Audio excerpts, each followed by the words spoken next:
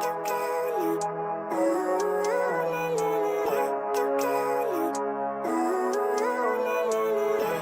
life, every day, late at night, not okay. All I want, and I pray, all I need are some better days. Fuck me, I'm looking in the mirror, so foggy, but I've never seen clearer. I don't really think anyone can save me, and honestly I'm not really sure I want saving. I like to be my own worst enemy. There's no risk if you don't try at anything, so I'ma just keep buying everything. See you in the next life, have to be a better me. I don't think that my head's on straight, gotta flip it and grip it and go and get an x-ray. What's wrong with me? I just feel weight pushing on my chest and it squeezes till I suffocate. Better change my mindset, meditate. It's pretty cool that I'm alive and have better days. I could walk, see, hear, I should celebrate. Think I could change my mind, maybe elevate. Living life, every day, late at night, not okay. All I want, and I pray, all I need are some better days.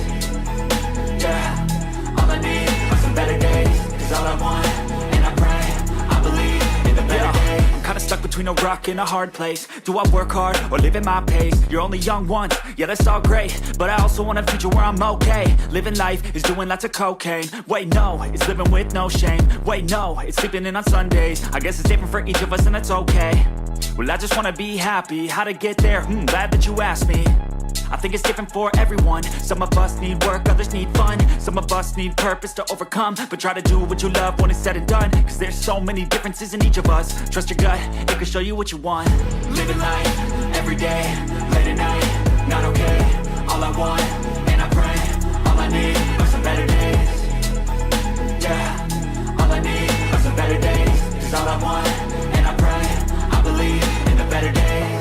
Living life, every day, late at night, not okay. All I want, and I pray, all I need are some better days. Yeah, all I need are some better days. Cause all I want, and I pray, I believe in the better days.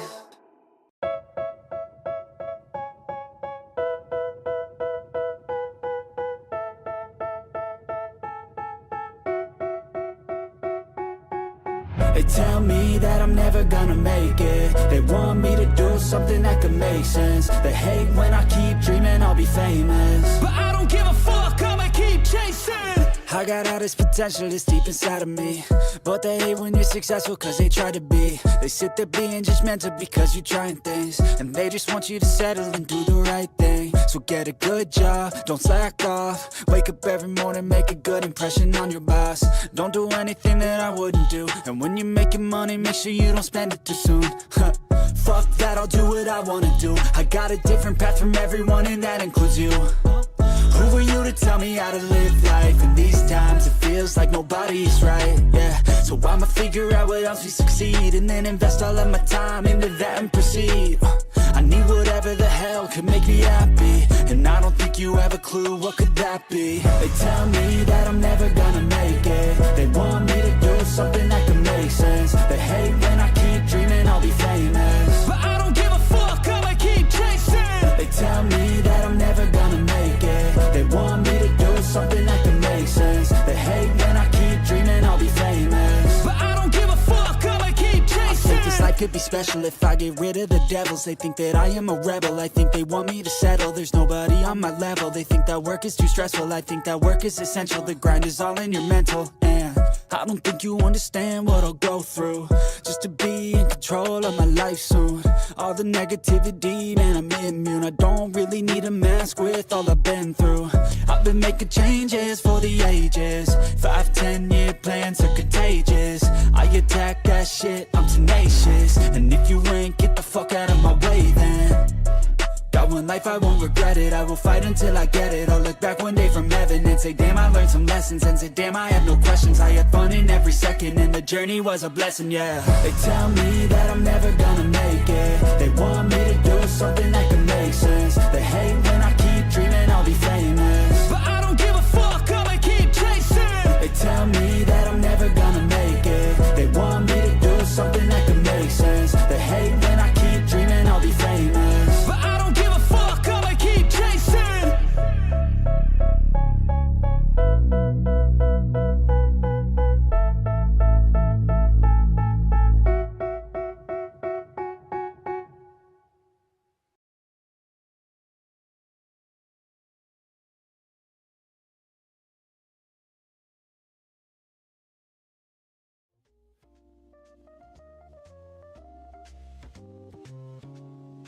Okay, all right. Oh, everything's all fucky. Everything's all fucky. Let me just... Oh. There we go. There we are. Everything is all a little fucky. That's my fault right there. Doing one too many things at the same time. It's an unfortunate process. Just kind of happens that way, unfortunately. Oh, it's Monday. I said we were gonna start at like 10:30 for anyone who is part of my Discord, what have you. But because we had an obligation to do a demo stream. Demo stream was to happen. It's technically Stream Fest until from I don't know when until the 2nd. When today's the 2nd, so okay, I'll do Stream Fest today. Like I don't have time. I got sick on the one day I was gonna do it. I was like, oh, I'll do it on Monday then, right before I do the charity stream. But unfortunately, that went to shit because the they've taken down the demo already, and I was like, oh, I still have time. Like I still have time. I still have time. There's still time. But okay, all right then. There we are. No demo stream today. No big deal. No big deal. I will send them a apology message at some point. Hello. Thank you guys so much for the donations. Thank you guys so much. Oh, thank you. Oh, I don't know who sent that. I have to. Do I have that in my activity feed? I do not have that in my activity feed. Shit. I probably should have seen if Stream Elements watches that or not, and it would have been a smart thing to do, wouldn't it? Wouldn't have it? Oh well. Let's see here. Let me just get myself over to Stream Elements really fast. Let me see if there's anything here I can do to make my life easier with that, or if I'm gonna have to deal, as it were. It was me. You're the one throwing rubber ducks at me. It was me all along, Austin. Well, it's good to know that the Tiltify plugin works for throwing shit at me. That's what that's there for. But now I think I have to pull up my actual thing. Let's see here. I wish there was a way to catch this thing. Ah, fuck me. All right. I guess I'm doing a cryptid history pop culture video. Yay.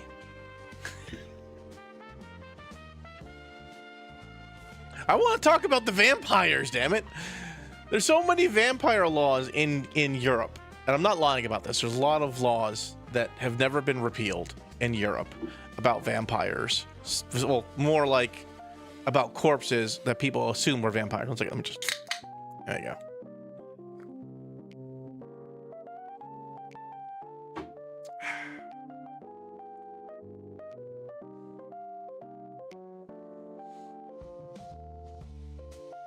Give Bunnyman Bridge video plot.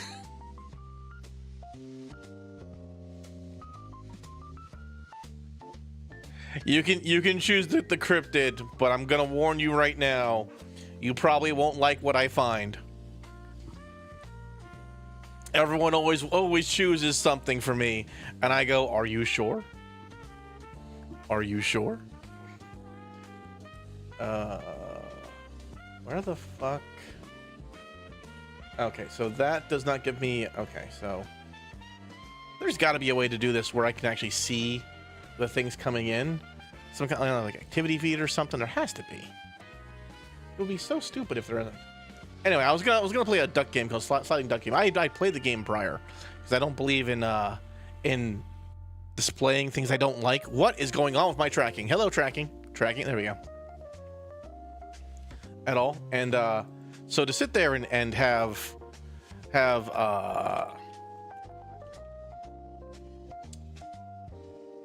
so I was all set to go, and I played the game prior, like the day they sent me the link. Okay, cool. I'll check this out. I'll see if it works. I'll make some content.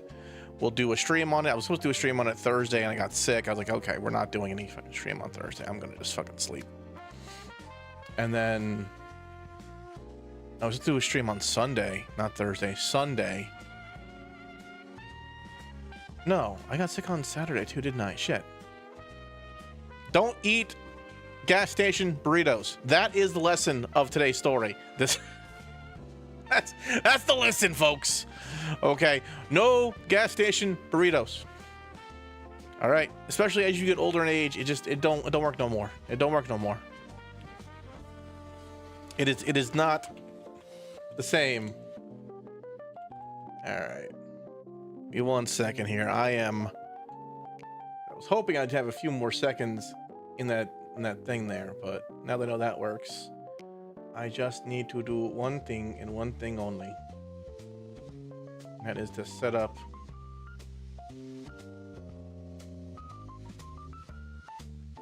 this thing right here. No.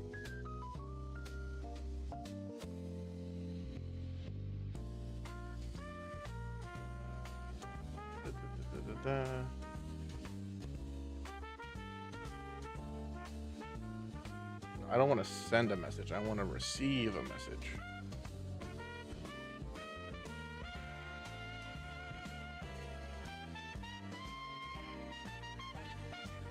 Second.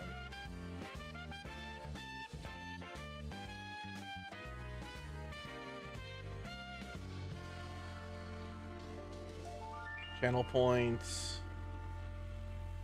That's something else. That's not what I'm looking for. Here we go. Nope. There we go. WebSocket command. There we go. That's the word I'm looking for. Socket command. See? See? This is how you do it. By the way, you'll want to monitor the systems folder. DDLC, it gives hints as to what is actually going on. I don't want hints. I don't want hints. I'm just gonna play the game blind. I prefer playing my horror games blind. Blind as a fucking bat. All right, it makes it funnier for everyone involved except for me. I just suffer through it. That's how that works. That's how that always works.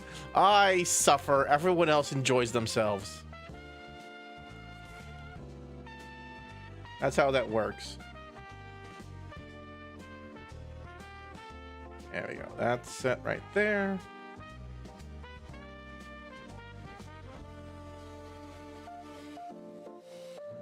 Camera number 3.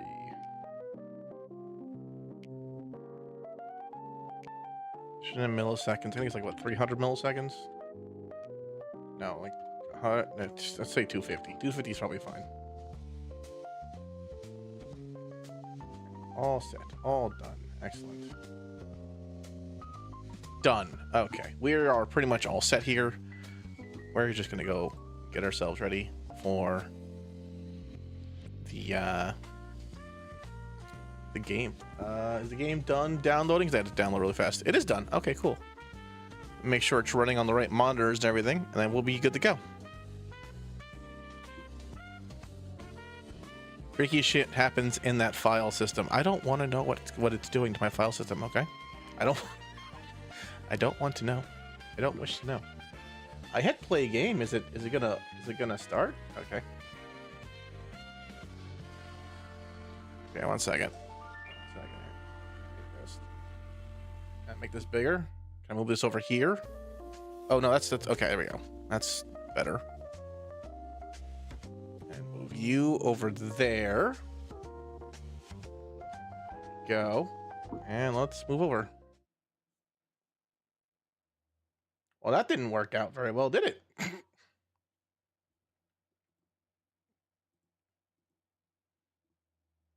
Well, the game's not fucking. The game's not doing what it's supposed to do. Okay. 1 second. 1 second here. Okay. Where is the game scene? Oh. I'm retarded.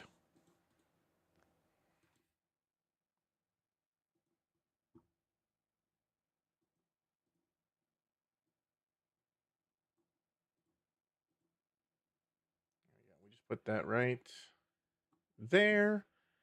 And now it should work. Unless it doesn't. And if it does... Scuff seconds into this damn thing. I swear to Christ. Why is this? Okay. Come on. Come on now.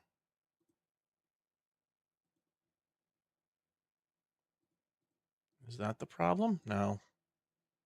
Is this the problem?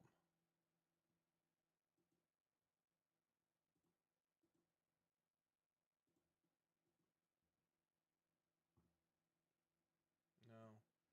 Is that it? No.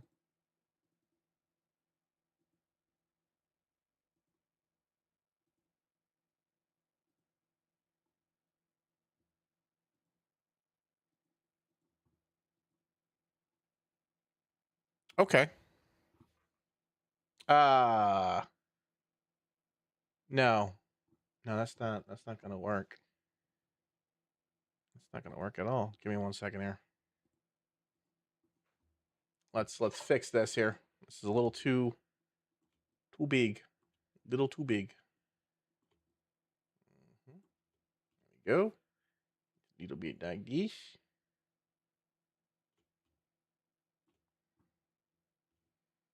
I think that works.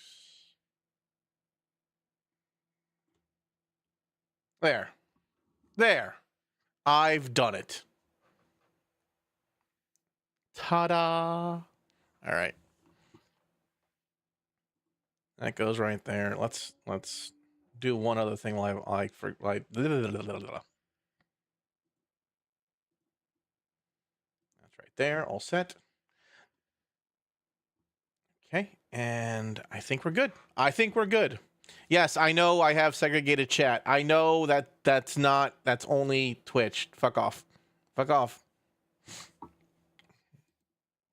I'm aware.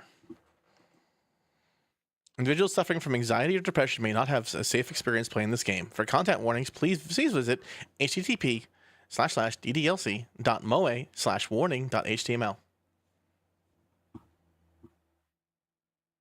I'm the only one here. You're not the only one here. Well, no, you're so I multi-stream, so I'm everywhere, unfortunately. We love you, YouTube. We love you, Rumble. We love you, Kick. We love you, Twitch. All right, I swear I will bring you all into a singular chat someday. Someday. But for now, you're all segregated. Okay. I want to see what this is because it gave me a website. HTTP DDLC .moe/warning.html.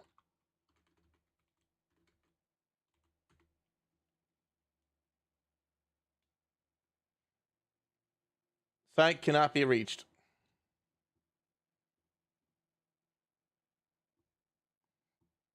All right. Whatever it was, it no longer exists. And that is what matters here. I need to go and change Twitch's stuff.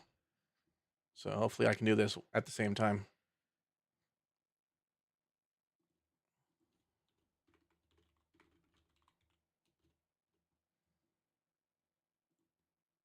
Done. I agree that I'm over the age of 13, yes. Let's do this. Team Salvato.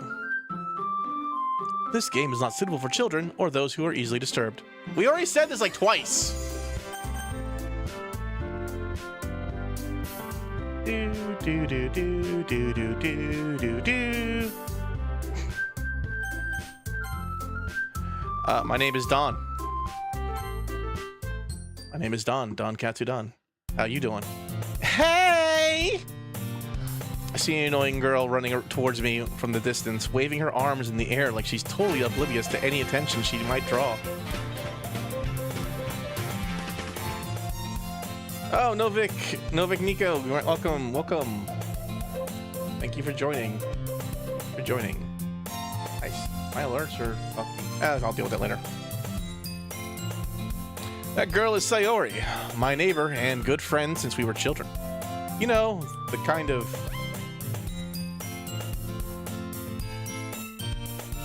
Okay. You know, the kind of girl you'd never see yourself making today, but it just kind of works out because you've known each other for so long. We used to walk to school together on days like this. But starting around high school, she would oversleep more and more frequently. I would get tired of waiting up. If she's going to chase after me like this, I almost feel better off running away. However, I just sigh and idle in front of the crosswalk and let Sayori catch up to me. I overslept again, but I caught you this time. Maybe, but only because I decided to stop and wait for you. Eh? You say that like you were thinking about ignoring me. That's mean, Dawn. Well, if people stare at you for acting weird, then I don't want them to think we're a couple or something. Fine, fine. But you did wait for me after all. I guess you don't have it in you to be mean even if you want to. Whatever you say, Sayori. Where's the influencer sacrifice?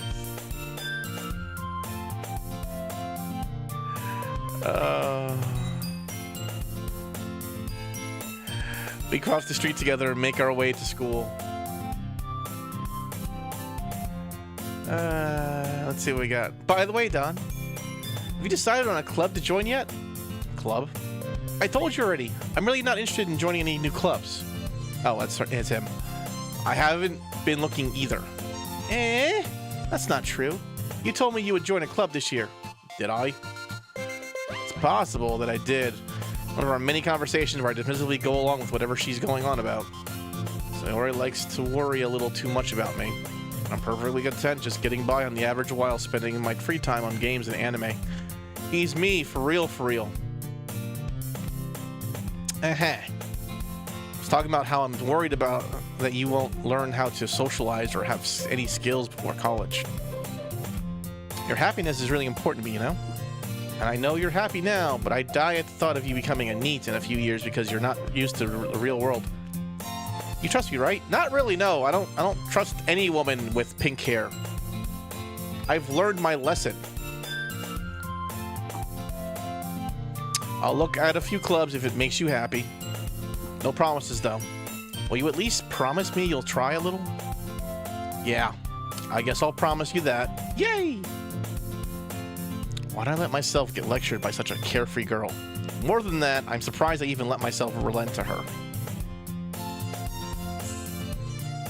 I guess seeing her worry so much about me makes me want to ease her mind at least a little bit.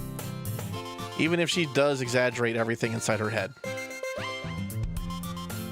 School day is as ordinary as ever, and it's over before I know it. After I pack up my things, I stare blankly at the wall, looking for an ounce of motivation. Clubs. Sayori wants me to check out some clubs. I guess I have no choice but to start with the anime club. Hello? Sayori? Sayori must have come into the classroom while I was spacing out. I look around and realize that I'm the only one left in class. I thought I'd catch you coming out of the classroom, but I saw you just sitting here and spacing out, so I came in. Honestly, you're even worse than me sometimes. I'm impressed.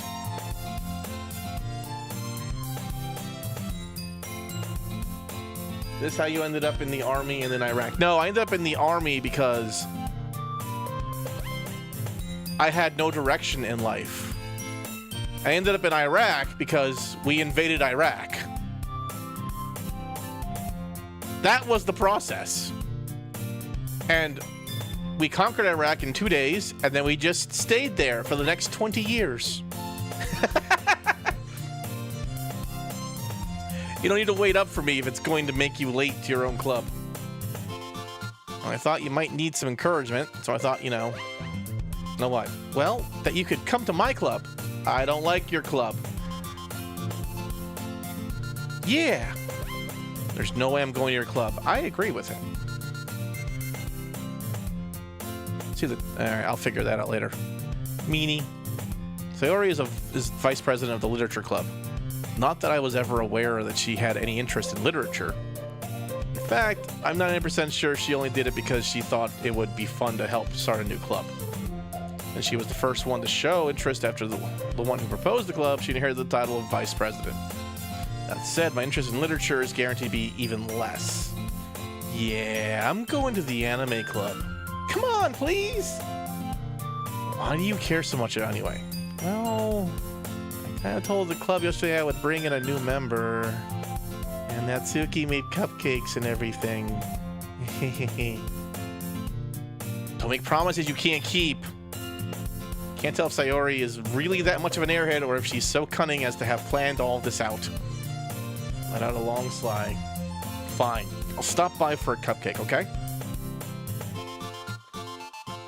Let's go! I don't like this girl. I do not like this girl. And thus, today marks the day I sold my soul for a cupcake. Did the same thing, but it was a delicious, freshly baked chocolate chip cookie. Then I proceeded to go and, conquer a nation. Detectively follow Sayori across the school and upstairs. A section of the school I rarely visit, being generally used for third-year classes and activities. Sayori, full of energy, swings open the classroom door. Everyone, the new member is here. I told you, don't call me a new member. I glance around the room. Okay, I can work with this. I can work with this. I can work with. What's her name? I have a thing for emo girls. Okay.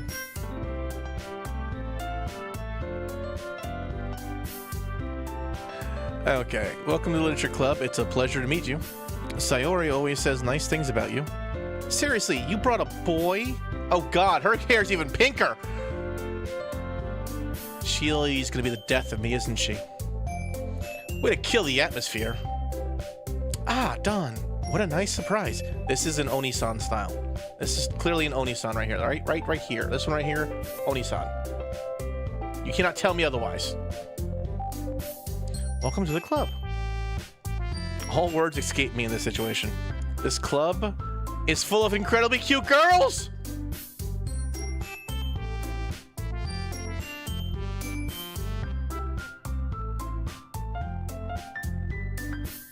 I remember getting into a situation involving this once. Story time, story time. So, how did I end up working at a sex dungeon? Well, you see, there was an incredibly cute girl, while I was drunk, who dragged me off to a room party, which turned out to become an orgy. Which, I'll be honest with you, I ate all the food, didn't really touch anyone there. But for some reason, after that, the guy who was like in charge of this whole fiasco kept talking to me, and then I ended up working for him as a maintenance person at a sex dungeon. Why? Because I ended up in a room full of cute girls, and I was like, I should stay here. And then the guy showed up and went, oh no, this is turned into something far worse than what I wanted. And that's how I ended up working in a sex dungeon. What are you looking at? If you want to say something, say it. Sorry? Natsuki. The girl with the sour attitude, whose name is apparently Natsuki, is the one I don't recognize. Her small figure makes me think she's probably a first year. She is also the one who made cupcakes, according to Sayori. You can just ignore her when she gets moody. Oh wait, that's Sayori. Sayori says that quietly into my ear, then turns back towards the other girls. Anyway, this is Natsuki, always full of energy. This is Yuri, the smartest in the club. Don't say things like that. Yuri, who appears comparably more mature and timid, seems to have a hard time keeping up with people like Sayori and Natsuki. I like her. I like her. See this? I like this. This is what I want. This is what I want right here. This. This? Not so much. This? Not at all. But this? Yes. Well, it's nice to meet both of you. And it sounds like you already know Monica. Is that right? That's right. It's great to see you again, Don. Monica smiles sweetly. Wait.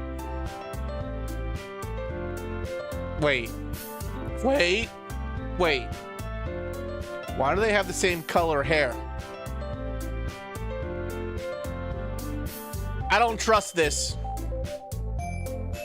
We do know each other well. We rarely talked, but we were in the same class last year. Monica was probably the most popular girl in class. Smart, beautiful, athletic. Oh, this is getting poorly. Basically, completely out of my league. So having her smile at me so genuinely feels a little weird. You too, Monica. Come sit down, Dawn. We made room for you at the table so you can sit next to me or Monica. I'll get the cupcakes. I'm gonna sit next to the girl who doesn't. I made them. I'll get them. Sorry, I get a little too excited. Then how about I make some tea as well? The girls have a few desks arranged to form a table. Sayori mentioned it's been widened so that there's one space next to Monica and one space next to Sayori. Natsuki and Yuri walk over to the corner of the room where Natsuki grabs a wrapped tray and Yuri opens the closet. Still feeling awkward, I take a seat next to Sayori. No! No, you idiot! Monica's right there! Ah! Yes, the reason I don't trust Monica is because she has the same hair color as Sayori. Also, she's got mommy energy. I will once again reiterate the orgy room, where I walked into a room because a girl was cute and had mommy energy. I have since learned to associate mommy energy with red flag. Red flag. Every time. Are you ready? Ta-da! Oh. Lily lifts the foil off the tray to reveal a dozen white fluffy cupcakes decorated to look like little cats. Whiskers are drawn with icing and little pieces of chocolate were used to make ears. So cute! I had no idea you were so good at baking, Natsuki. Well, you know. Hurry up and take one. Sayori grabs the first one, then Monica and I follow. It's delicious, Sayori talks with a mouthful and has already managed to get icing on her face. I turn the cupcake around in my fingers, looking for the best angle to take a bite. Natsuki is quiet. I can't help but notice her sneaking glances in my direction. Oh, she's a sundeer! I don't trust you, pink hair girl. I only trust the emo girl. Finally, I bite down. The icing is sweet and full of flavor. I wonder if she made it herself. This is really good. Thank you, Natsuki. Why are you thanking me? It's not like Oh, she is a sundeer! Have I heard this somewhere before? Made them for you anything? I hate it. I mean, I love it, but I hate it. Maybe. But not for you, you know, you dummy. Okay. All right. I give up on Natsuki's weird logic and dismiss the conversation. Yuri returns to the table, carrying a tea set. She carefully places a teacup in front of each of us before setting down the teapot next to the cupcake tray. Keep a whole tea set in this classroom. Don't worry, the teachers gave us permission. After all, doesn't a hot cup of tea help you enjoy a good book? I guess.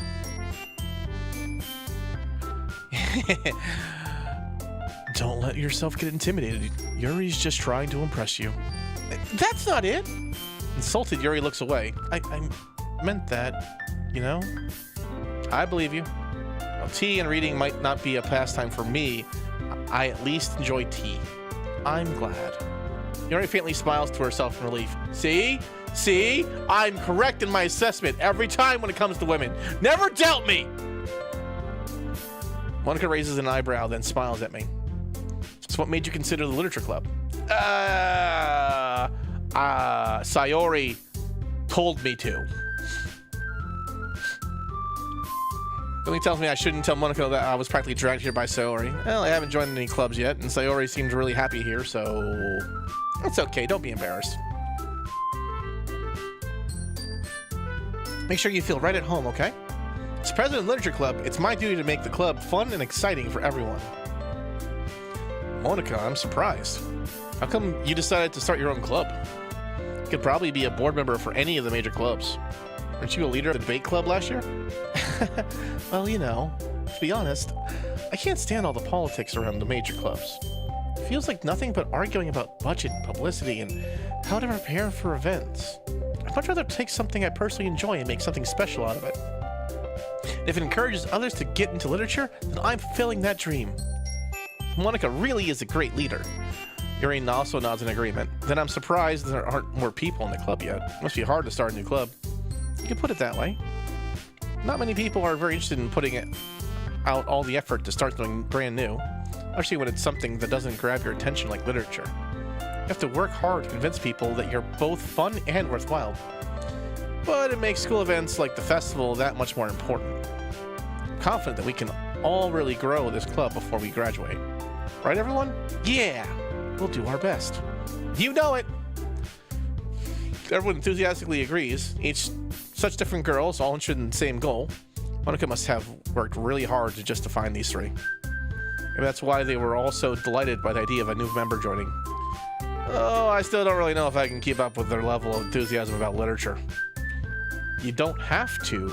You just have to fake it until you date the emo girl. Once you have the in, you can get out. This is how this works, bro. So, Dawn, what kinds of things do you like to read?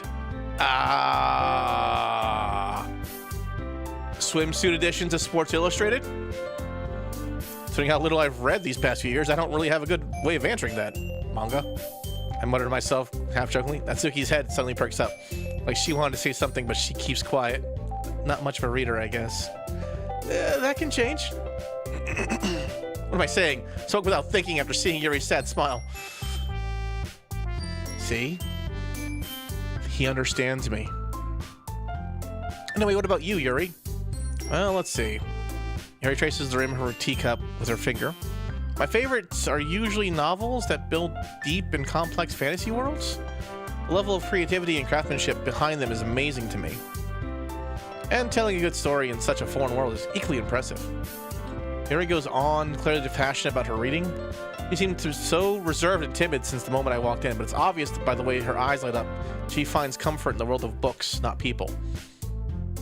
So, this girl is an emo girl, and she likes reading about fantasy stories and elves and half-orcs and things. That's what I'm getting out of this conversation so far.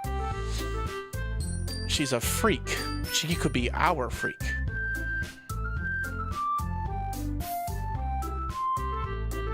There we go. But you know, I like a lot of things. Stories with deep psychological elements usually immerse me as well. Isn't it amazing how a writer can be so deliberately taken advantage of? Isn't it amazing how a writer can so deliberately take advantage of your own lack of imagination to completely throw you for a loop? Not really, no. Anyway, I've been reading a lot of horror lately.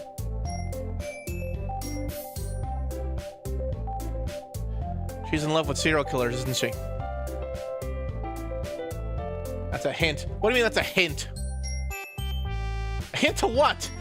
That she likes serial killers? I could have figured that out myself. I read a horror book once. This really grasped something I can relate to at the minimum level. At this rate, Yuri might as well be having a conversation with a rock. Really? I wouldn't have expected that, Yuri. For someone as gentle as you, I guess you could say that. But if a story makes me think or takes me to another world, then I really can't put it down. Surreal horror is often very successful at changing the way you look at the world, if only for a brief moment. I hate horror. Oh, why's that? Well, Natsuki's eyes dart over to me for a split second. Never mind. I'm gonna get with the Sundeer, aren't I? This is how this is gonna go. I'm not gonna have a choice in this, am I? That's right. You usually like to write about cute things, don't you, Natsuki? What? What gives you that idea? Left a piece of scrap paper behind last club meeting. Looked like you were working on a poem called Don't You Say It Out Loud. And give that back. Fine. Your cupcakes, your poems, everything you do is just as cute as you are. Sayori sidles up behind Natsuki and puts her hands on her shoulders. I'm not cute! Natsuki, you write down your own poems? Well, sometimes. Why do you care? Oh, I think it's kind of impressive. Why don't you share them with sometime? Yeah, share them with me sometime. No. Natsuki averts her eyes. You wouldn't like them. Ah, not a very confident writer. Okay then. I understand how Natsuki feels. Sharing that level of writing takes more than just confidence. What's in her poem? What the fuck is in her poem? What's in her poem? I have lots of questions about this poem now. The truest form of writing is writing to oneself. Just willing to open up to your readers, exposing your vulnerabilities and showing even the deepest reaches of your heart. Do you have writing experience too, Yuri? Maybe if you can share some of your work, you can set an example and help Natsuki feel comfortable enough to share hers. I guess it's the same for Yuri. Aww, I wanted to read everyone's poems. We all sit in silence for a moment. Okay, I have an idea, everyone. Natsuki and Yuri look quizzically at Monika. Let's all go home and write a poem of our own. Then next time we meet, we'll all share them with each other. That way everyone is even. No. No.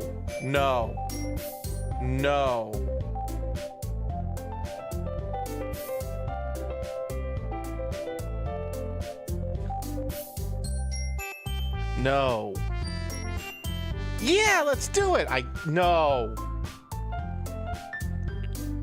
Plus, now that we have a new member, I think it will help us all get a little more comfortable with each other and strengthen the bond of the club. Isn't that right, Dawn? Yeah. Monika smiles warmly at me. Hold on. Still one problem. What's that? Now that we're back to the original topic of me joining the club, I bluntly come forth with what's been on my mind the entire time. I never said I would join this club. So I already may have convinced me to stop by, but I never made any decisions. I still have other clubs to look at, and I lose my train of thought. Why'd you lose your train of thought? Why? What were you looking at? Oh, girl stared back at me with dejected eyes. But I'm sorry, I thought... Dawn... You all... I'm defenseless against three girls. Or these girls. How am I supposed to make a clear-headed decision when it's like this? That is, if writing a poem is the price I need to pay in order to spend every day with these beautiful girls, you idiot. See this? This right here? This thought process? Is how you end up kissing dudes. Right. I've decided then. I'll join the literature club. One by one, the girls' eyes light up. Yes! I'm so happy! Sayori wraps her arms around me, jumping up and down. Hey. Really did scare me for a minute. If you really just came for the cupcakes, I would be super pissed. And that makes it official. Welcome to the literature club. Thanks, I guess. Okay, everyone. I think with that, we can officially end today's meeting on a good note. Everyone remember tonight's assignment. Write a poem to bring to the next meeting so we can all share. Mona looks over at me once more. Dawn, I look forward to seeing how you express yourself. Yeah.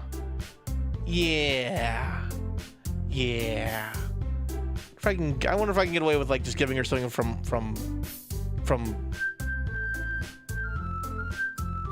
fuck. Frost?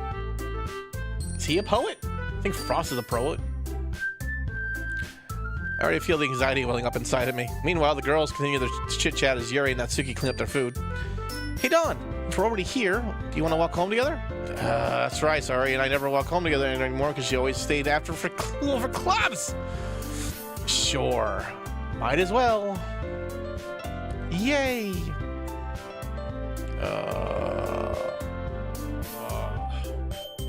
With that, the two of us depart the club room and make our way home. The whole way, my mind wanders back and forth between the four girls. Sayori, Natsuki, Yuri, and of course, Monika. No, Yuri. Monika, bad. She has the same color as Sayori. That's clearly an indication of crazy. And don't trust pink-haired girls. That only leaves us with one option, which is the emo chick. I really should be happy spending every day after school in the literature club. Perhaps I'll have the chance to grow closer to one of these girls. Right. I'll just need to make the most of circumstances, and I'm sure good fortune will find me. And I guess that starts with writing a poem tonight. How kind of poem am I gonna write? Pick words you think your favorite club member will like. Something good might happen with whoever likes your poem. I don't fucking know. I don't know enough about these girls to pick fucking words. It's a fucking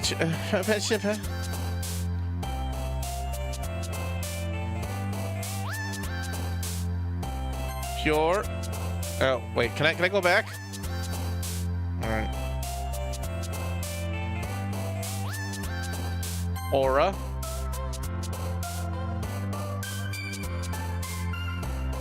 Fantasy. Playground. Out. Damn it! Stupid pink-haired girl! Don't tell me how to play. I will decide how this works. Doki. Ah, you lied to me! Doki Doki is an emotional word. Massacre. There we go. Intellectual. Romance. God damn it.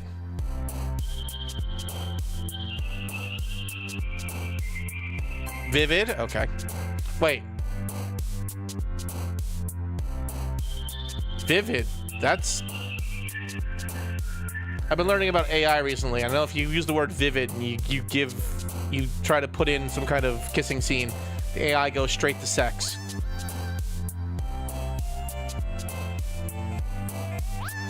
Heartbeat? Damn it. Contamination? All right. Nibble? Ah! Extraordinary. Damn it! Depression. No! No! How the hell did Sayori like depression? Makes no fucking sense.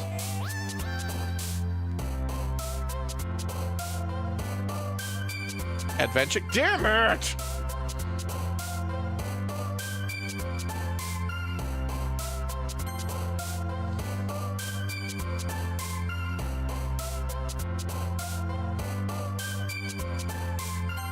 Okay.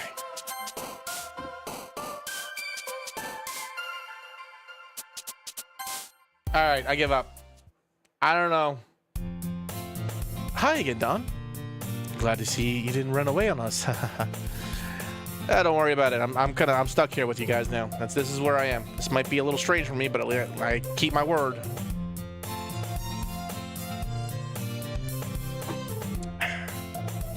Back to the Literature Club. I was the last to come in, so everyone else is already hanging out. Thanks for keeping us. Thanks for keeping your promise, Don. I hope this isn't too overwhelming of a commitment for you. Making you dive headfirst into literature when you're not accustomed to it. Oh, come on. Like, he deserves to be slack. Sayori told me you didn't even want to join any clubs this year. And last year, too. I don't know if you plan to just come here and hang out or whatever. But if you don't take us seriously, then you won't see the end of it. Okay. Natsuki. Really have a big mouth for someone who keeps her manga collection in the club room. Natsuki finds herself stuck between saying Monica and manga. Manga is literature.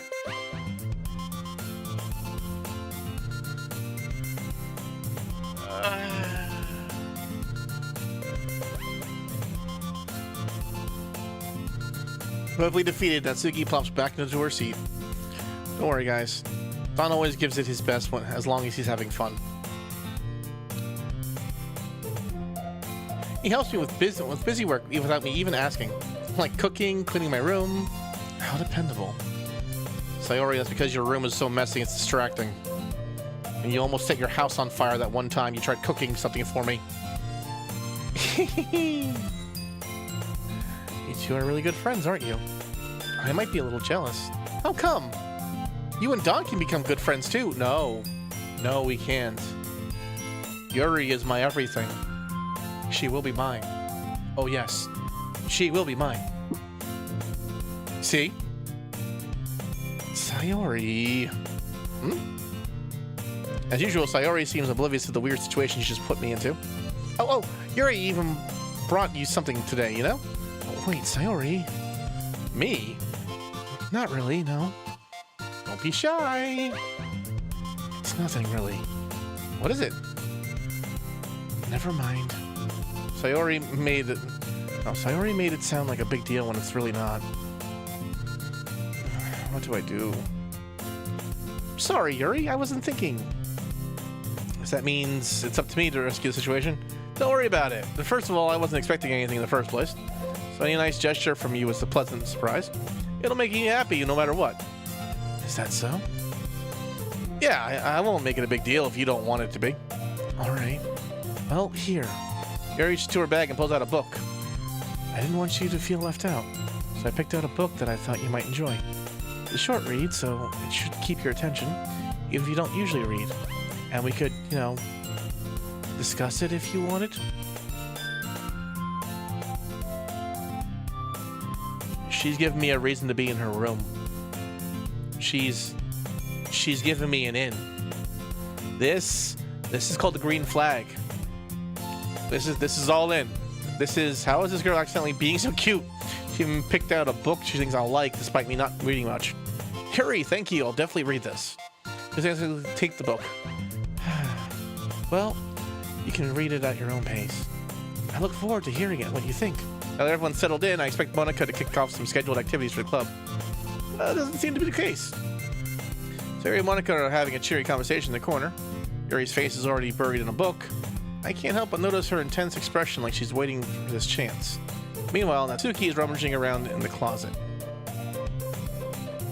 Man, looks like no one wants to be bothered today. Slumped down to the nearest desk? How am I supposed to occupy myself with something literature related by myself like this?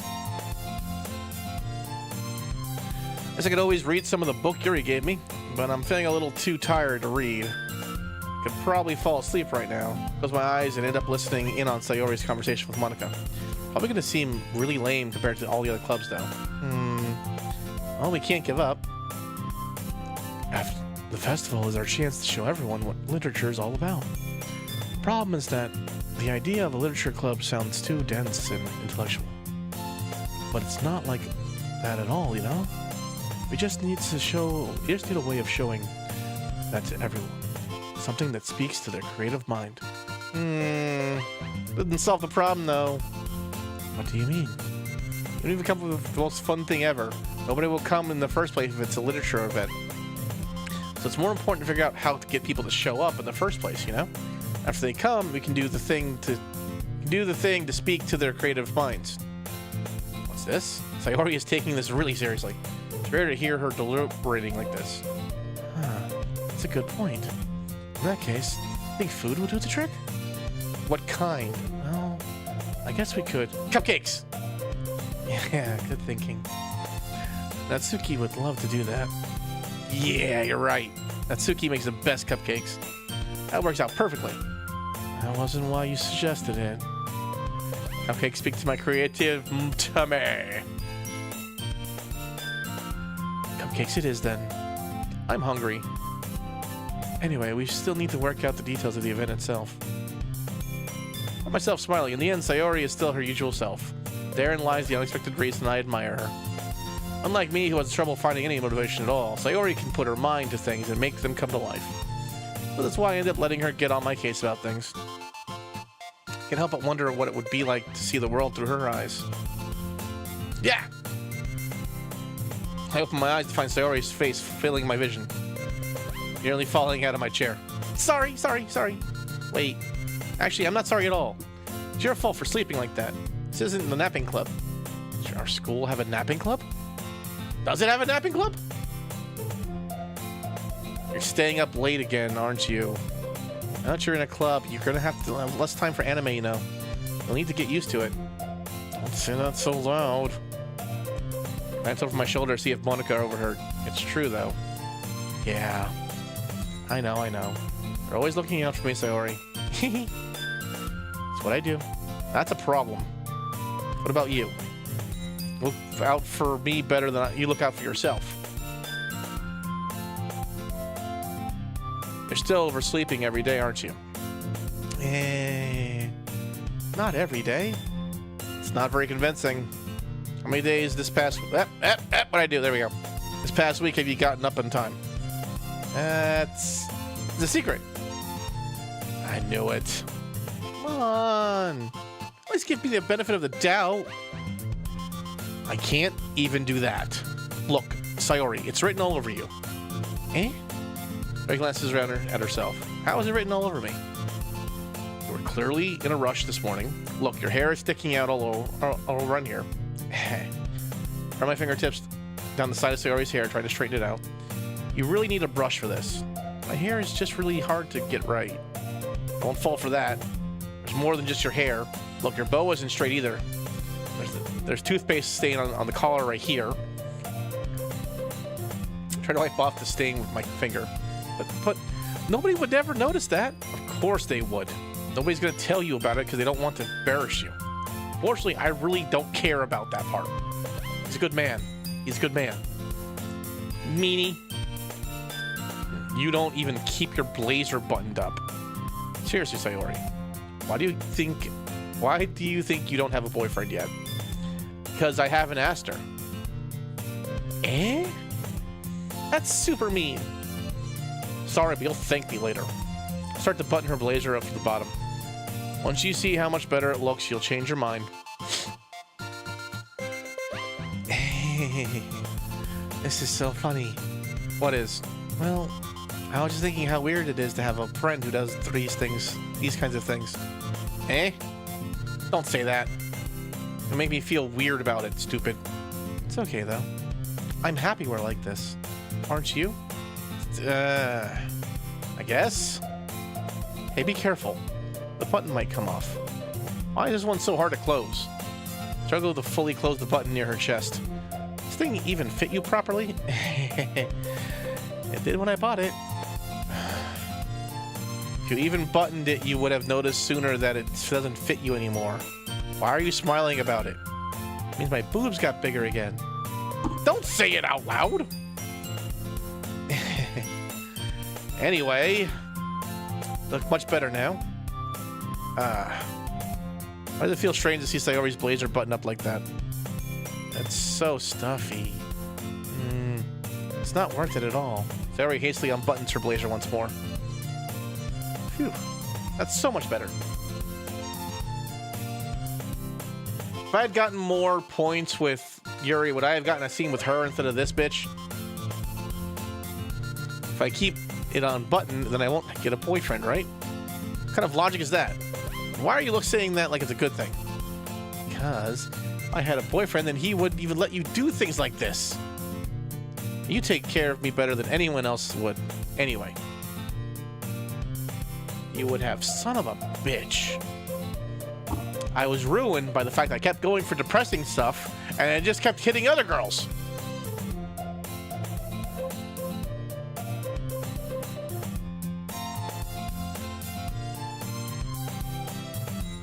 That's why I'm keeping it unbuttoned. Okay.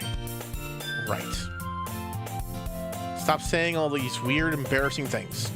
Eh? I didn't say anything embarrassing. Jesus. Anyway, just focus on trying to wake up a little earlier. Only if you focus on going to bed earlier. Fine, fine. The deal. Because we really are better at taking care of each other than we are at taking care of ourselves. Yeah, guess so. Heh. So maybe you should come wake me up in the morning. No.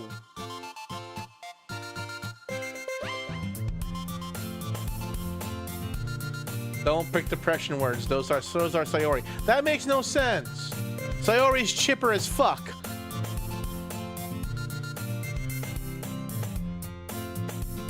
You're doing against Sayori. Aw, but I was joking that time. No, you were not. You were not.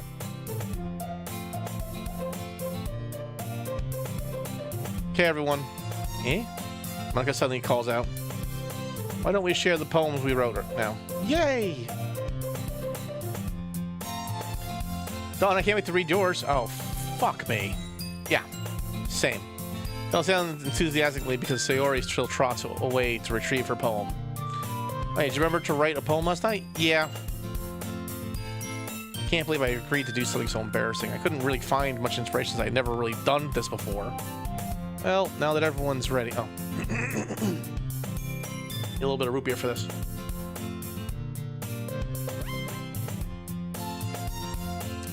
Well, now that everyone's ready, why don't we find someone to share with? I can't wait! Sayori and Monica enthusiastically pull out their poems. Sayori's is on a wrinkled sheet of loose leaf torn from a spiral notebook. On the other hand, Monica wrote hers in a composition notebook. I can already see Monica's pristine handwriting from where I sit. Suki and Yuri directly comply as well, reaching into their bags. Do the same myself. Who should I show my poem to first?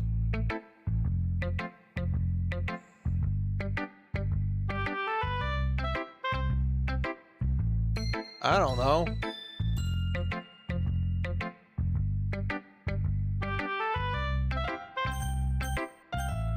I first thought to show it to Yuri first. But I feel like that's the wrong answer.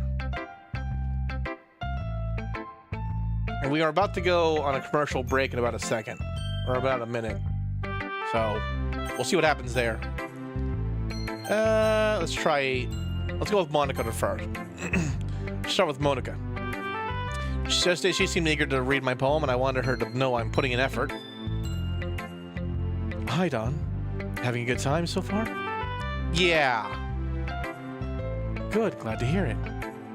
By the way, since you're new and everything, if you ever have any suggestions for the club, like new activities or things we can do to better, I'm always listening. Don't be afraid.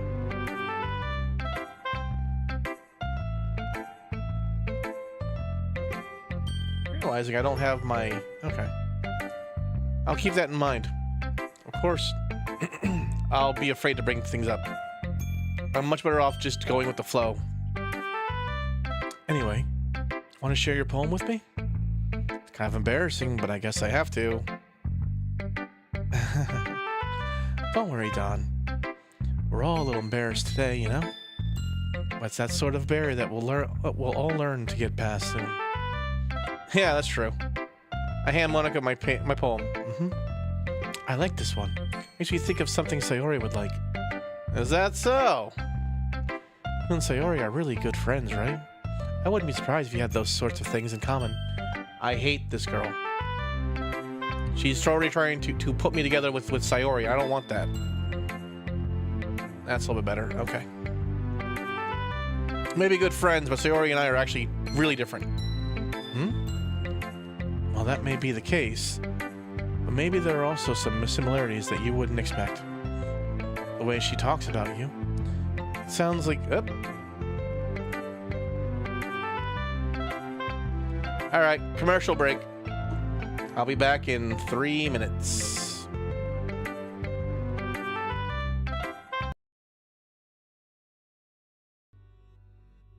Okay. Mr. Rob, is this latte art a habit of yours or a secret love letter? Okay. Customer preferences detected. Double syrup with 0 loneliness concentration. I have a lot of questions. Never mind. I like it anyway. Oh, hello, hi. Whoa, hi.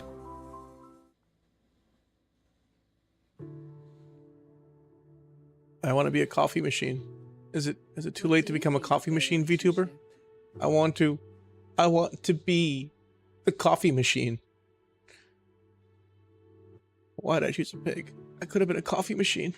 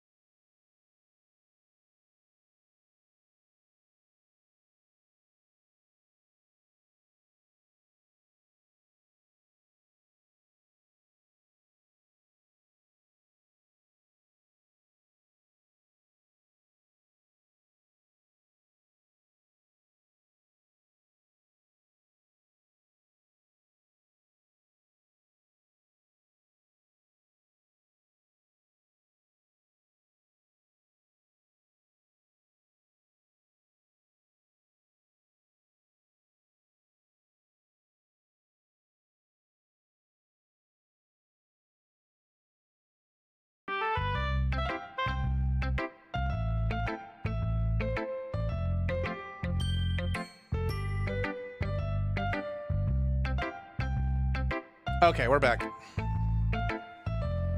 Okay.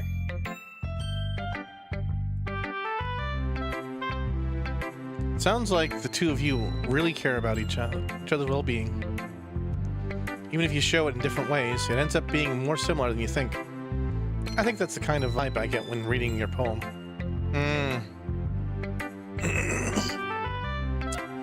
Sure you're not reading too much into that one? Chief. I could be. Oh gosh, I sound like Yuri. But in any case, Sayori's writing has kind of a gentle feel to it. I can tell that she likes exploring with emotions, like happiness and sadness. Who knew that someone so happy would enjoy sad things too? Yeah, that's why I was confused that depression was one of her things. I don't really understand why depression is one of her things, but there we are with her like a depression for some god awful reason. I don't freaking know why.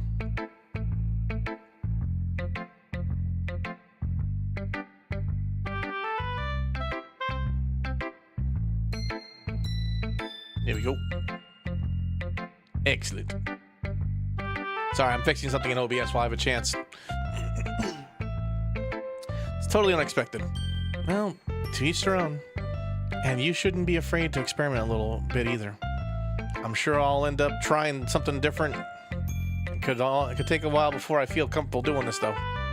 That's okay. I'd love to see you try new things. That's the best way to find the kind of style that suits you. Everyone else might be a little bit biased toward their own kinds of styles. But I'll always help you find what suits you the most. So don't force yourself to write the way everyone else wants you to write.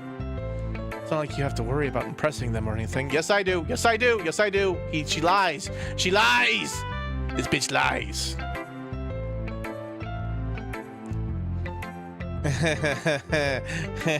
No, we're trying to impress Yuri. Anyway, do you want to read my poem now? Don't worry, I'm not very good. You sound pretty confident for someone who claims to not be very good. That's because I have to sound confident. That doesn't mean I always feel that way, you know? I see. Well, let's read it then.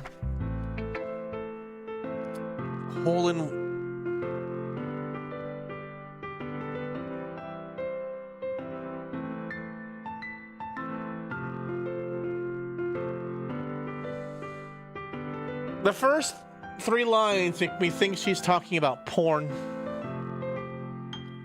A hole in wall. It couldn't have been me. See the direction the spackle protrudes? A nosy neighbor, an angry boyfriend.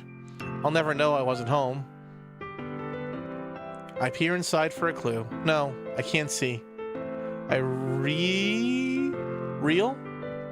Blind, like a film left out in the sun. It's too late, my retinas. Already scorched with a permanent copy of the meaningless image. Just a little hole. It wasn't too bright. It was too deep, stretching forever into everything. A hole of infinite choices. I realize now that I wasn't looking in, I was looking out. He on the other side was looking in. This is terrible. This is awful. So what do you think? I think you're pretty enough that everyone will tell you this is good. It's very free-form. That you call it? Not really the right person to ask for feedback on this. That's okay. Yeah, that kind of style has gotten pretty popular nowadays.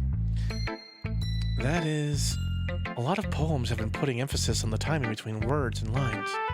When formed out loud, it can be really powerful. What was the inspiration behind this one? Well, I'm not sure if I know how to put it. I guess you could say that I had some kind of epiphany recently. It's been influencing my poems a lot. Epiphany? Yeah, something like that. I'm kind of nervous to talk about deep stuff like that because it's kind of coming on strongly.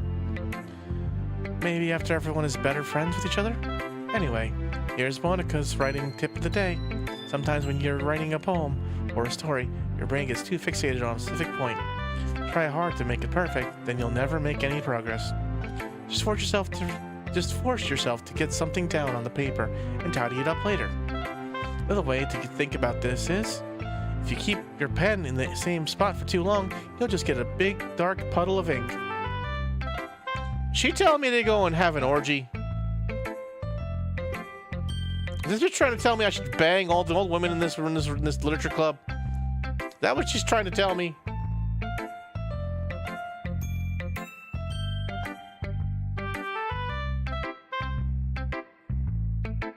So just move your hand and go with the flow. She is. She's telling me to bang everyone in the literature club. That's my advice for today. Thanks for listening. Yuri. Hi, Yuri. I'm here to woo you. Woo.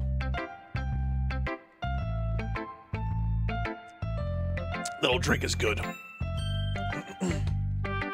How would I not? What do you mean?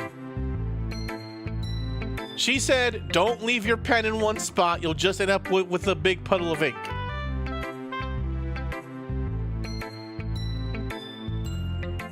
Clearly, she's telling me to go and mingle with the women. Go to other girls. Try a few other spots of ink to put my pen in. How could you not hear that?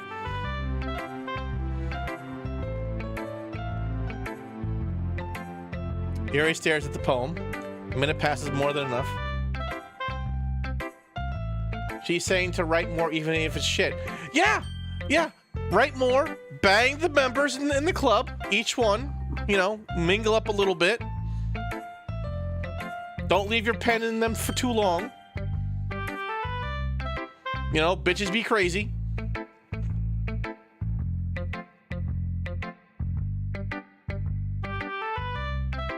Yes, because bitches be crazy. You gotta try each one individually.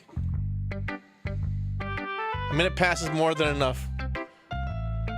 She's saying to write even more of its shit because the only way it'll stop being shit is if you write. I mean, she's saying that, but she's also telling me to bang all the other members. It passes more than enough time for her to finish reading. Oh, sorry. I forgot to start speaking.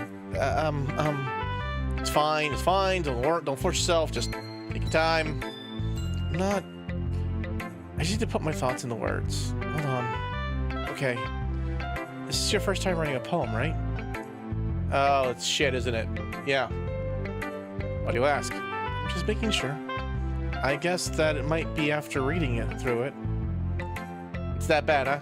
No. Did I just raise my voice? I'm sorry. Yuri buries her face in her hands.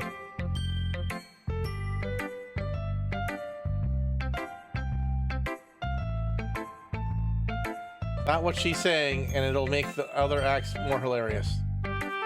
Listen, man, I was given directions by the leader of the club to bang all the women. That's what I'm gonna do. Those are the words I heard. That's what we're going with. This is a love story, after all. Has the words Doki Doki in it. Couldn't help but notice that it's been several minutes and we haven't really gotten anywhere. It might take Yuri a while to get used to new people. It's fine. I really did notice. What were you saying? Right, it's just that there are specific writing habits that are usually typical of new writers. Having been through that myself, I kind of learned to pick up on them. The most notable thing I recognize in new writers is that they try to make their style very deliberate. In other words, they tend to pick a writing style separate from the topic matter and they form fit the two together. The end result is that both the style and the expressiveness are weakened. Once Yuri finds her train of thought, it's as if her demeanor totally changes. Her stammering is completely gone. She sounds like an expert. Of course, it's not something you can be blamed for. There are so many different skills and techniques that go into writing even a simple poem. Not just finding them and building them, but also getting them to work together is probably the most challenging part. It might take you some time, but it all comes with practice and learning by example and trying new things. I also hope that everyone else in the club gives you valuable feedback. Natsuki can be a little bit biased, though. Biased how? Well, never mind. I shouldn't be talking about people like that.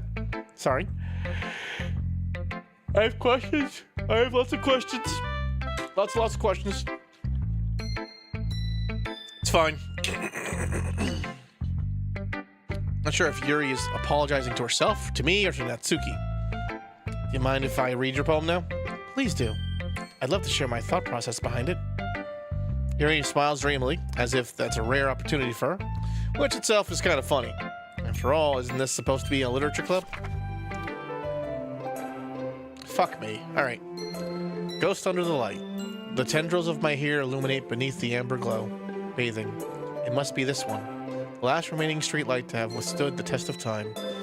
The last yet to be replaced by the sickening blue-green hue of the future. I bathe, calm, breathing air of the present but living in the past. The light flickers. I flicker back.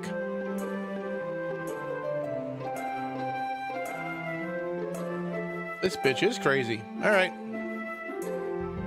Okay. I was just being hyperbolic, but no, she's actually crazy. I'm sorry, I have such terrible handwriting. What? I wasn't thinking that at all. But it looks like it took you a long time to read. Yeah, because it's a little crazy, bitch. I just don't read script very often. I actually think your handwriting is pretty. Eh? That's a relief. Also, I like the poem. Even though it's short, it was really descriptive. It wasn't too short. I usually write longer poems. Not at all. I'm really glad you like it. I'll be honest. Since it's our first time sharing, I wanted to write something a little more mild. Something's easy to digest, I suppose. Are you into ghosts, Yuri? Actually, the story isn't about a ghost at all, Dawn. Really? I must have missed the point entirely, then. Well, I suppose you did only glance over it, after all. Remember that poets often express their own thoughts, feelings, and experiences in their work. They usually do more than tell a simple story or paint a picture. In this case, perhaps the subject of the poem is only being symbolically compared to the ghost, lingering in her last remaining place of comfort, unable to let go of the past, and soon to be left with nothing. It's a lot more solemn putting it that way. I hadn't even thought of that. It's impressive. It's nothing, really. Well, it makes me happy that you think that. I just remember that it won't be long before you pick up on these things too. Yeah, maybe you're right. I guess I'll have to keep trying. I'm counting on you. Okay. Natsuki! They're all crazy. Well, yes. Yes, all bitches be crazy. That's why it's called bitches be crazy. Not some bitches, it's just bitches.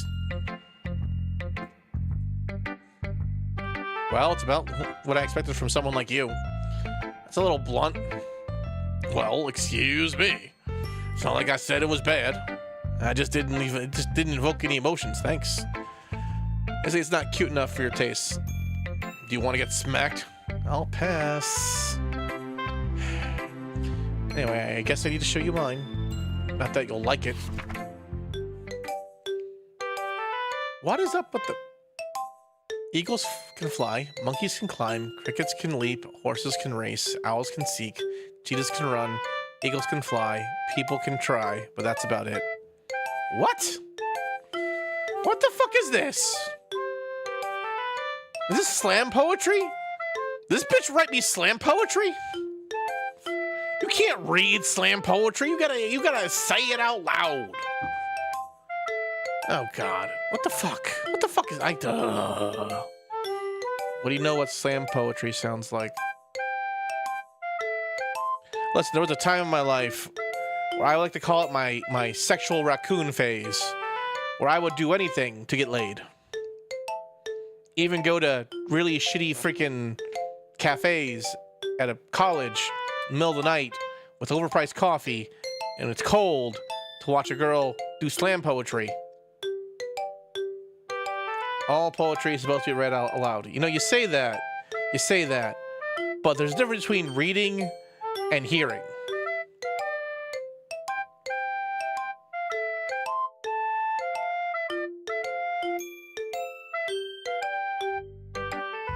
Yeah. I told you that you weren't gonna like it. I like it. No, you don't. I don't like it, so you don't like it. What? Just be honest. I am. Why are you so convinced that I wouldn't like it? Well, because everyone in high school thinks that writing has to be all sophisticated and stuff.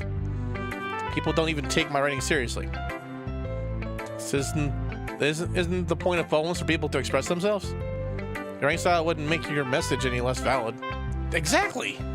I like when it's easy to read, but it hits hard.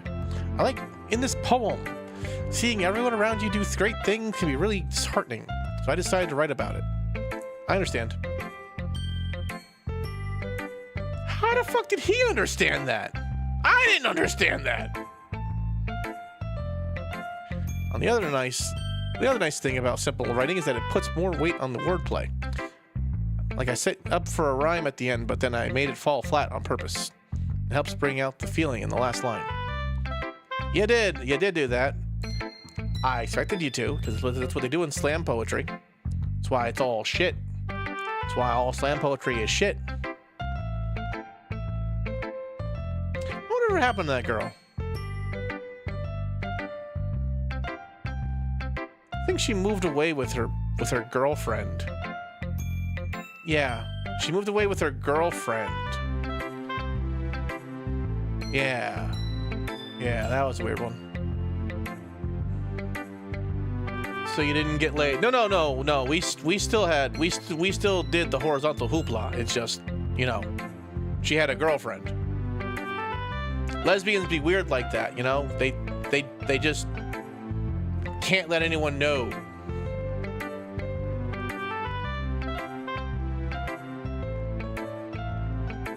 I guess more went into it than I realized. That's what it means to be a pro. I'm glad you learned something. Didn't expect that from the youngest one here, did you? Eh, not really, no. Did not expect that at all.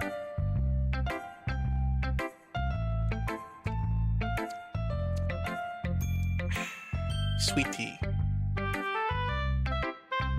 Tried to humor her with that last comment. I don't really care how old everyone is. Natsuki is feeling proud that I won't take it away from her. Sayori's the last one. Oh my god, this is so good! Eh? I love it! I had no idea you were such a good writer. Sayori. Must be seriously overreacting. I'm not a good writer at all. I honestly have no idea what I'm doing. Well, maybe that's why. Because I have no idea what I like either. I hate this bitch. I hate this bitch with the absolute pinnacle of my soul. I cannot stand her.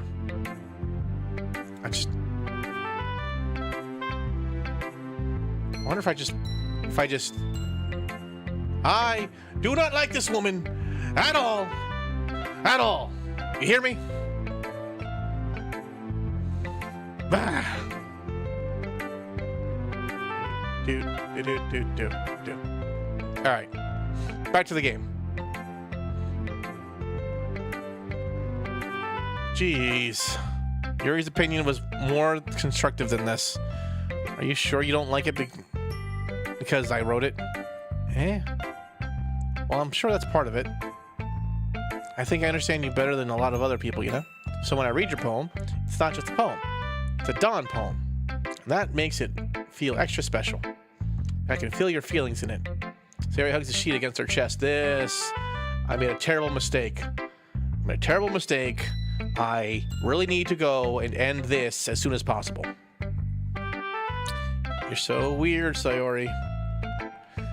I'm really happy just that you wrote one. It reminds me of how you're really a part of the club now. Not to mention the fact that I'm standing in front of you in the club room, right? Of course.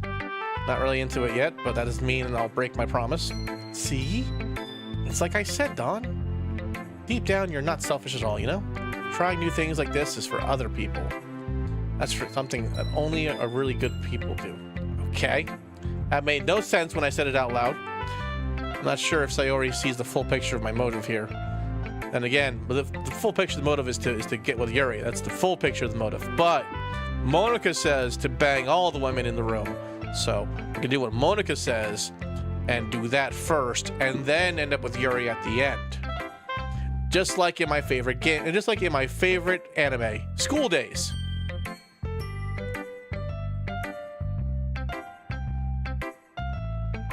implying that she's part of the reason I joined, knowing how much this means to her and all.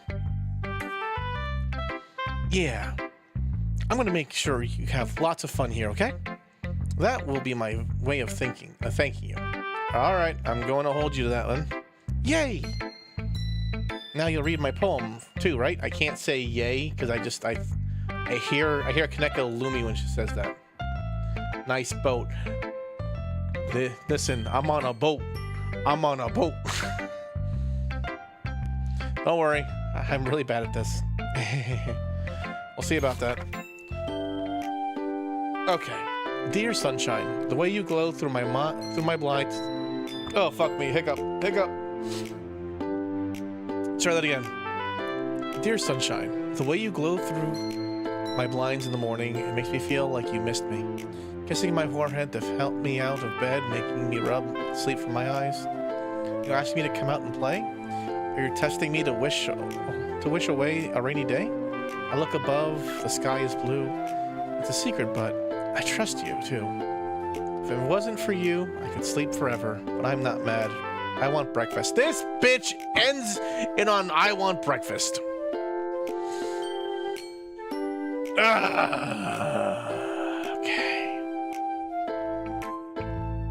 I tiltify goal go up at all. It should have went up.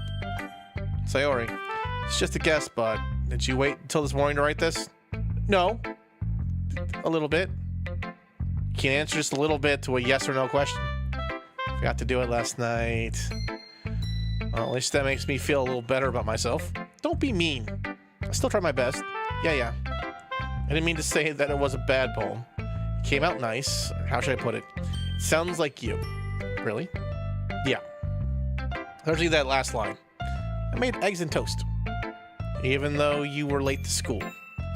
It's bad to skip breakfast. You gotta get all cranky. Well, I guess there's no point in arguing. Anyway, thanks for showing me.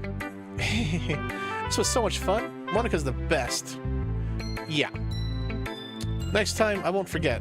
And I'm gonna write the best poem ever. I guess I look forward to it. This is taking, we've been at this for almost over an hour now, and nothing's happened. That's everyone. That's around the room. A little more stressful than I anticipated. It's as if everyone is judging me for my mediocre writing abilities. They are judging me because I'm shit at writing. And if they're just being nice, there's no way my poem can stand up to theirs. This is a literature club after all. I sigh. I guess that's what I ended up getting myself into. Across the room, Sayori and Monica are happily chatting. My eyes land on Yuri and Natsuki. They usually exchange sheets of paper, sharing their respective poems. As they read it in tandem, I watch each of their expressions change. Natsuki's eyebrows furrow in frustration. Meanwhile, Yuri smiles sadly. What's with this language? Eh? Did she say something? It's nothing. Natsuki decisively returns the poem to the desk with one hand. You'd say it's fancy. Thanks. Yours is cute.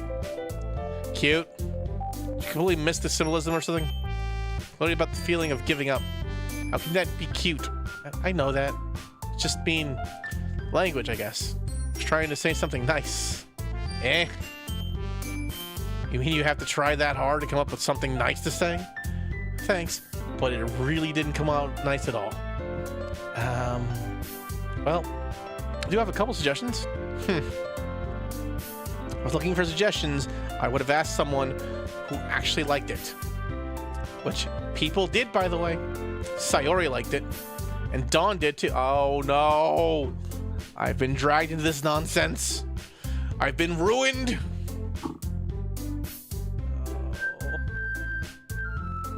Why am I being dragged into this? I don't want to be dragged into this. Oh. Okay. So based on that, I'll gladly give you some suggestions of my own. First of all, excuse me. I appreciate the offer, but I've spent a long time establishing my writing style. I don't expect it to change anytime soon. Unless, of course, I come across something particularly inspiring. Which I haven't yet. And Don liked my poem too, you know. He even told me he was impressed by it. Natsuki suddenly stands up. Oh!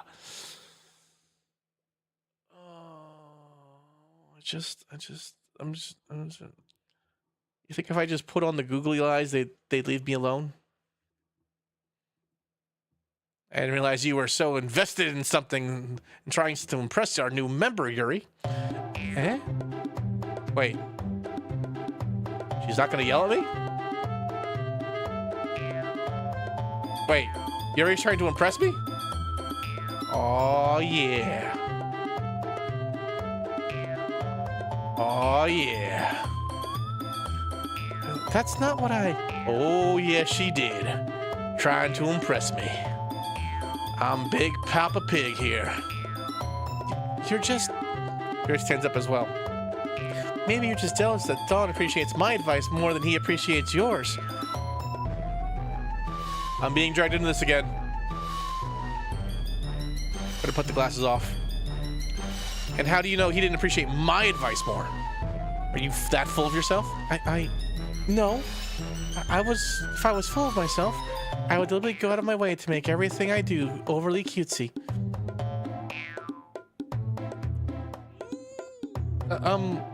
Is everyone okay?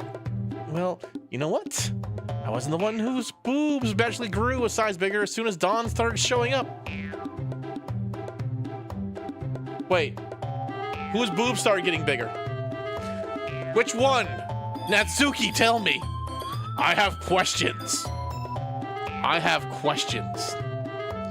Natsuki, that's a little... This doesn't involve you.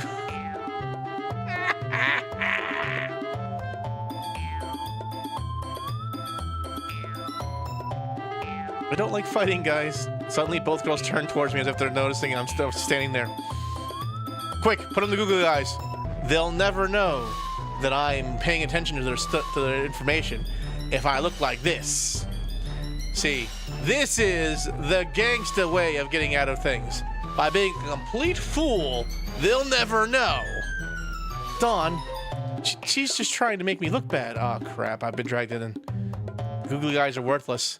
They do nothing. That's not true. She started it. If she could get over herself and learn to appreciate that simple writing is more effective, then this wouldn't have happened in the first place. That's the point of making your poems all convoluted for no reason. The meaning should jump out at the reader, not force her to have a figure out. Help me to explain that to her, Dawn. But wait, there's a reason we have so many deep and expressive words in our language. It's the only way to convey complex feelings and meanings the most effectively. Oh. Avoiding them is not only unnecessarily limiting yourself, it's also a waste. You understand that, right, Dawn? Well... Yeah, the eyes do nothing. How did I get dragged into this in the first place? Because you don't have on the googly eyes. Women, leave you alone if you have the googly eyes. It naturally repels them. I don't think I know anything about writing. But whoever I agree with, they'll probably think more highly of me.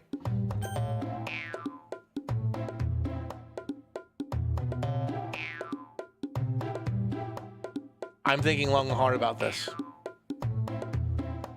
The natural choice is Yuri. I could also choose Sayori just to go and get myself out of this damn situation.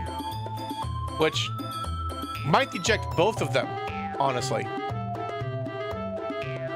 Or I could do a curveball and go with the flat-chested one first. And then move up the line by boob size. Yes, that could work, couldn't it? Yes. Yes, that could work. I'm liking this idea already.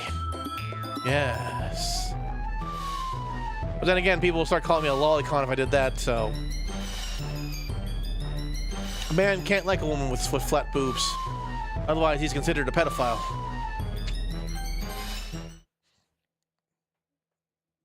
Natsuki, you're right that I liked your poem. See?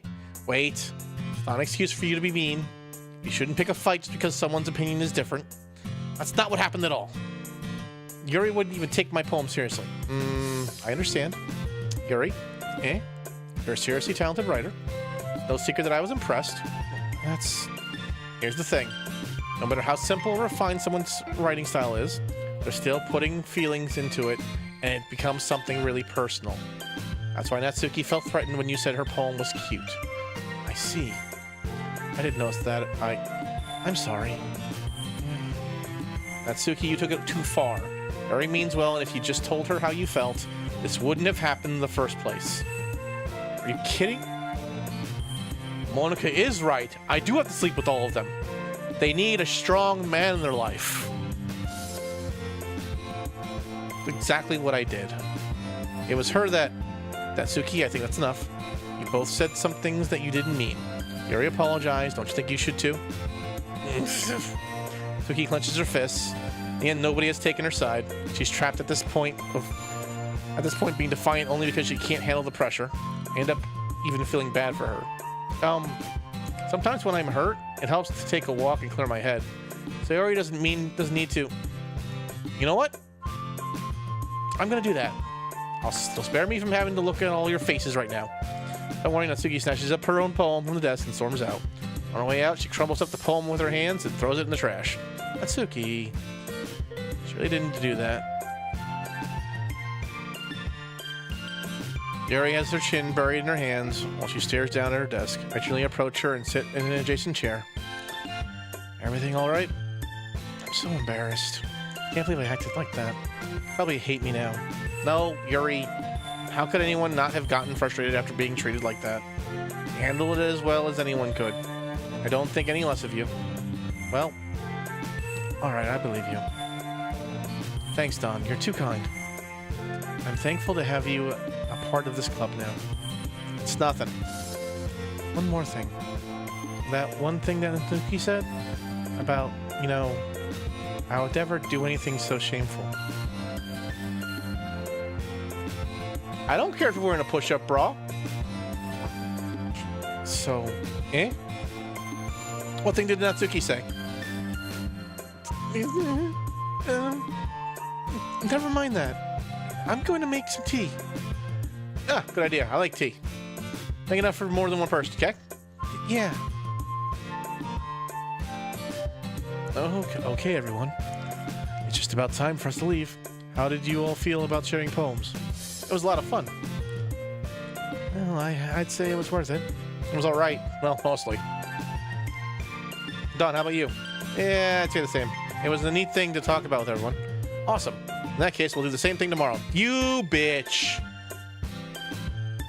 She's giving me homework again? I just had homework.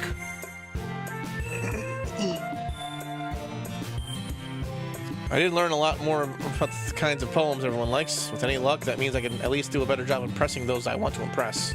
Not to myself with newfound determination. Don, ready to walk home? Sure. Sayori beams at me. It truly has been a while since Sayori and I have spent this much time together. Can't really say I'm not enjoying it either. Sayori, about what happened earlier. What do you mean? You know, between Yuri and Natsuki? Does that kind of thing happen often? No. That's really the first time I've seen them fight like that. I promise they're both wonderful people. You don't hate them, do you? Why would I hate them? I don't want to be caught in the middle of two women battling. I just wanted your opinion, that's all. And see why they'd make good friends with you. You know, Don, it's nice that I get to spend time with you in the club, but I think seeing you get along with everyone is what makes me happiest. I think everyone really likes you too. That's... Every day is going to be so much fun. Sayori still hasn't caught on to the situation I'm in. Sure, being friends with everyone is nice, but does it really need to be stopped there? See? Just have to see what the future holds, Sayori. I said that more to myself than to her, but it's really easy. It's easy to see Sayori as an internal monologue sometimes. It's good to know. Good to know. She works as an internal monologue. Good. Excellent. Okay. Yeah. Let's do this.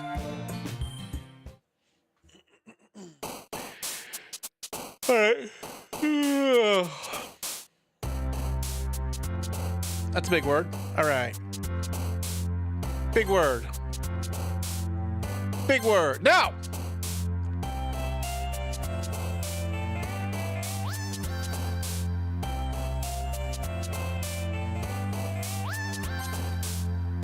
Okay.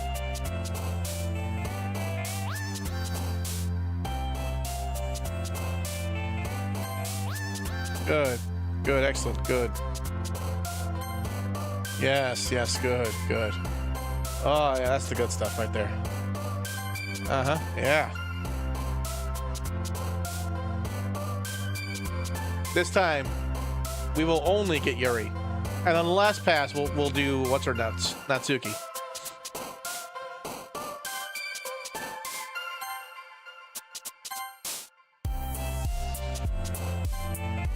What? Unrequired is a big word. Why would... fuck me. All right.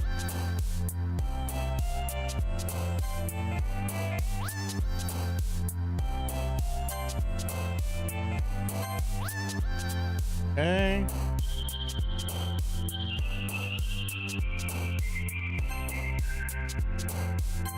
I don't even know what that last word means.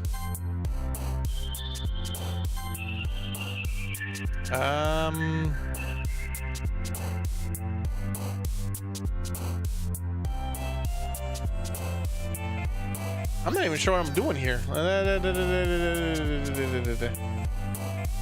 All right. 19 out of 20, all for Yuri. Another day passes, another meeting for the day. Getting a little more comfortable here over the past couple days. In the club room, the usual scene greets me. Hi, Don. Yo, Sayori. Looks like you're in a good mood today. I'm just not used to you being in the club, that's all. I see. Pretty simple thing to get you in a good mood. I guess it's always simple things for you. Anyway, speaking of which, I'm kind of hungry. Will you come with me to buy a snack? What? Well, no. Eh? It's not like you at all. I have my reasons. Why don't we take a look at your purse, Sayori? That's right, bitch ain't got no money. Why that all of a sudden? No reason, really. Just wanted to look at you. Very nervous she shades her coin purse. She fumbles with the latch and then it opens. Turns upside down, lets the contents spill out of the desk. 2 small coins fall out. I knew it. I can see right through you, Sayori. It's not fair. How'd you even know? It's simple. If you had enough money in the first place, you would have bought a snack before coming to the club room. And you're not hungry. I want you to take a walk. Or you plan to conveniently forget that you spent all your money so that I wouldn't lend you some. Just one more thing. You're always hungry. And so, that only leaves the one option. Yeah, I give up. Make me feel guilty. You feel guilty, that means you deserve to feel guilty. Yuri suddenly giggles. Eh? I didn't notice that she was listening in. Her face is in her book as always. I wasn't listening or anything. It was just something in my book. Yuri, tell Don to let me borrow some money. Don't get me involved like that, Sayori. Besides, you should only buy what you can responsibly afford. And frankly, after pulling a mischievous little stunt like that, your suffering is fair enough for retribution. I didn't mean it like that. Like, I got too absorbed in my book. I really like when you speak your mind, Yuri. It doesn't happen often, but it's a fun side of you. There's no way you could think that. You were right, though. I did something bad, now I have to accept my retribution. That. Still, coming from you, Sayori, I guess there's a little devil inside all of us, isn't there? Don't let her fool you. Sayori knows exactly what she's doing. After all, she told you guys she was bringing me to the club before she even told me. But you would have come if it weren't for the cupcakes. So I had to trick Natsuki into making them. Come on, give me more credit than that, Sayori. Flap. Yeah. I have no more feeling specs Sayori in the face and she tumbles onto the desk. Ow. What was... A cookie? Sure enough, it's a giant cookie wrapped in plastic. Roy glances around. Is this the miracle? Is it because I paid my restitution? This bitch is more of a clown than I am. Retribution. Actually, that one almost worked. Yeah, I was gonna give it to you. But then I heard you blab about the cupcakes. It was totally worth seeing your reaction, though. Natsuki, it's so nice of you. I'm so happy. They already hugged the cookie. You just eat it. It rapidly tears open the wrapper and takes a big bite. So good. Oh. Sayori suddenly clasps her hands over her mouth. I bit my tongue. You're going through a lot over just one cookie. Natsuki takes a bite of her own cookie. Yours looks really good too, Natsuki. Can I try it? Jeez. Yours can't be choosers. Yours is chocolate. Yeah, why do you think I gave you that one? Fine. Still, I'm really happy that you shared this one with me. I gets out of her seat and goes behind Natsuki and wraps her arms around her. Jeez. I get it. Cookie's still in hand, Natsuki reaches up to nudge Nori off. Sayori suddenly leans down and takes a bite out of Natsuki's cookie. Hey! Did you seriously just do that? Mouthful, Sayori trots away to safety. Yuri and I laugh as well. He's such a kid sometimes. Monica, can you tell Sayori? Eh? He glanced around. Monica isn't in the classroom. Where's Monica anyway? It's a good question. Have any of you heard anything about her being late today? Not me. Yeah, I haven't either. It's a bit unusual. Hope she's okay. Of course she's okay. She's probably just had something to do today. She's pretty popular after all. I don't think she has a... I wouldn't be surprised. She's probably more desirable than all of us combined.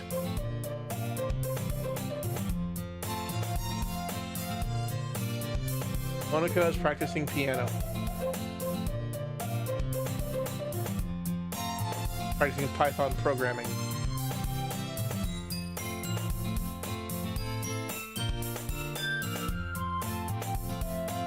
That's true. Excuse me? Suddenly the door swings open. Sorry. I'm super sorry. Ah, there you are. I didn't mean to be late. I hope you guys weren't worried or anything. Eh? Monica chose club over her boyfriend after all.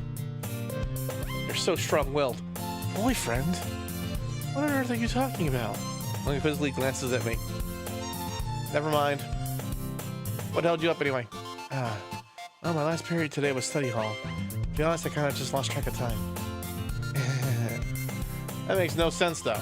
You would have heard the bell ring, at least. I must not have heard it since I was practicing piano. Piano? Wasn't where you played music as well, Monica. I don't really. I just kind of started recently. I've always wanted to learn piano. It's so cool. You should play something for us, Monica. Monica looks at me. Maybe once I get a bit better. Yay. Sounds cool. I'll also look forward to it. Is that so? In that case, I won't let you down, Don. Monica smiles sweetly. I'm concerned every time that happens. I didn't mean any pressure or anything.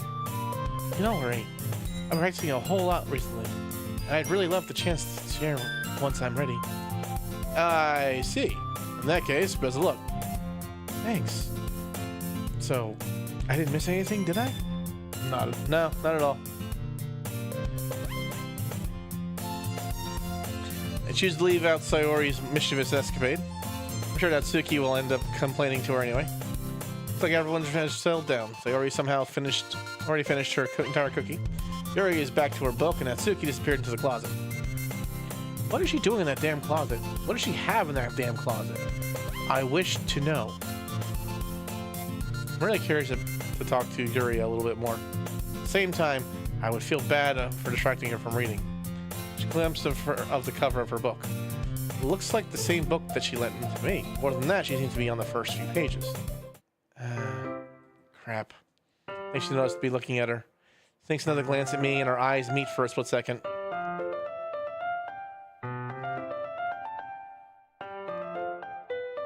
All right. Our eyes meet. Right? She's gonna think I'm sexy.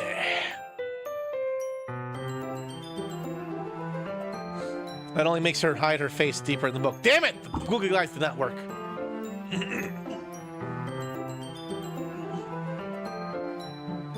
Give me 1 second. I gotta drink some water here. All these voices are bad post sickness.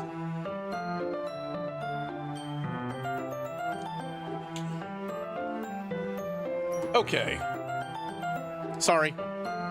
I was just spacing out. I'm under this sensing I made her uncomfortable. Oh, it's fine. I was focused and I was focused and I probably wouldn't have noticed in the first place. But I'm just rereading a bit of this, so that's the book you gave me, right? Mm-hmm.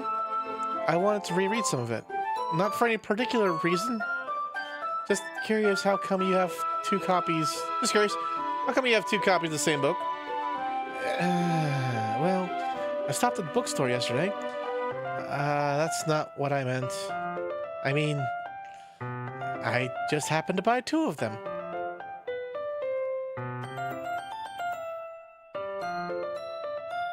She has manga in the closet? She has fentanyl in the closet. That makes sense. She looks like Mario_EN. It would make sense if she had fentanyl in the closet. Being a fet dealer makes sense to me. Yes, that makes perfect sense. Yeah. She has manga. No. We've decided that it's fentanyl. Kick Chat has decided it's fentanyl. We're going with fentanyl.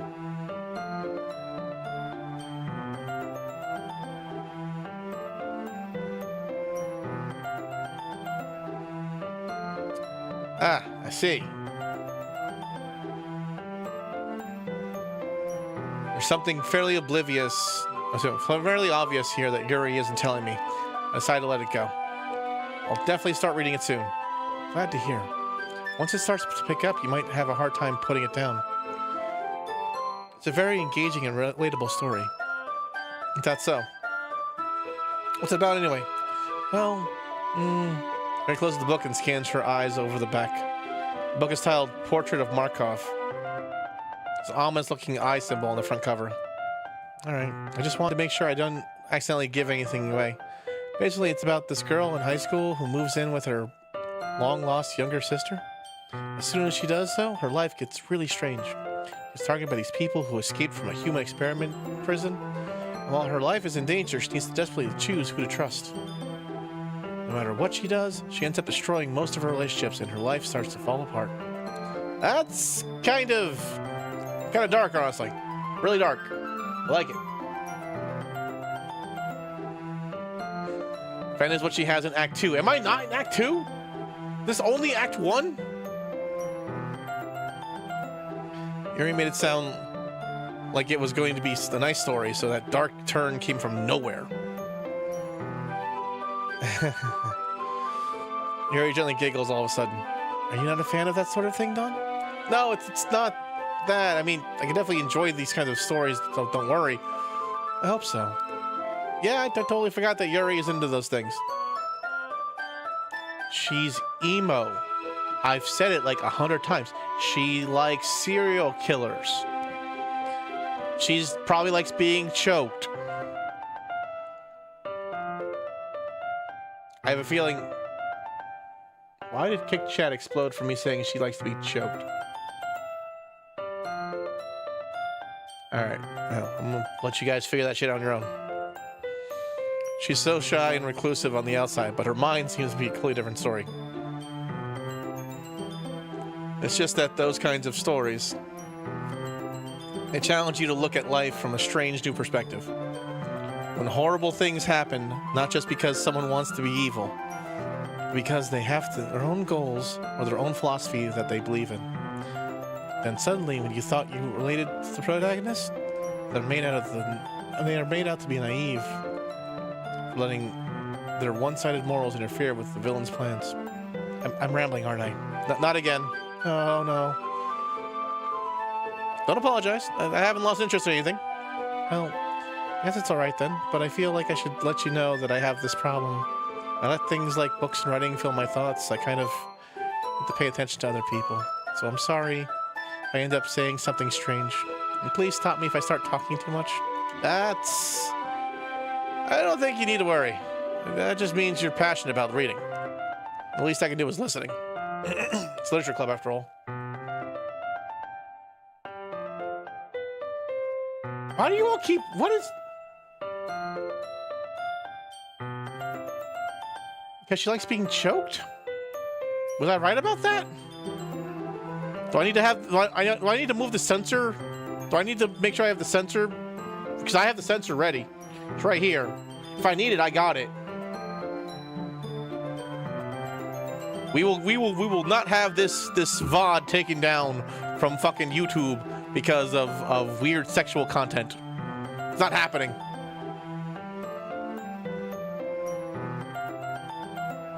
That's true. In fact, I might as well get started reading it, right? Alright, you don't have to. What are you saying? Just a moment ago you said you were looking forward to it. Let me just get the book. Retrieve the book that I had put into my bag. Alright, it's fine if I see it, right? Slip into the seat next to Yuri's.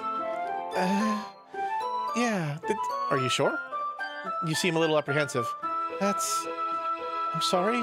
It's not that I don't want you to. It's just something I'm not very used to. Reading in company with someone. I see. Well, just tell me if I end up distracting you or anything. Alright.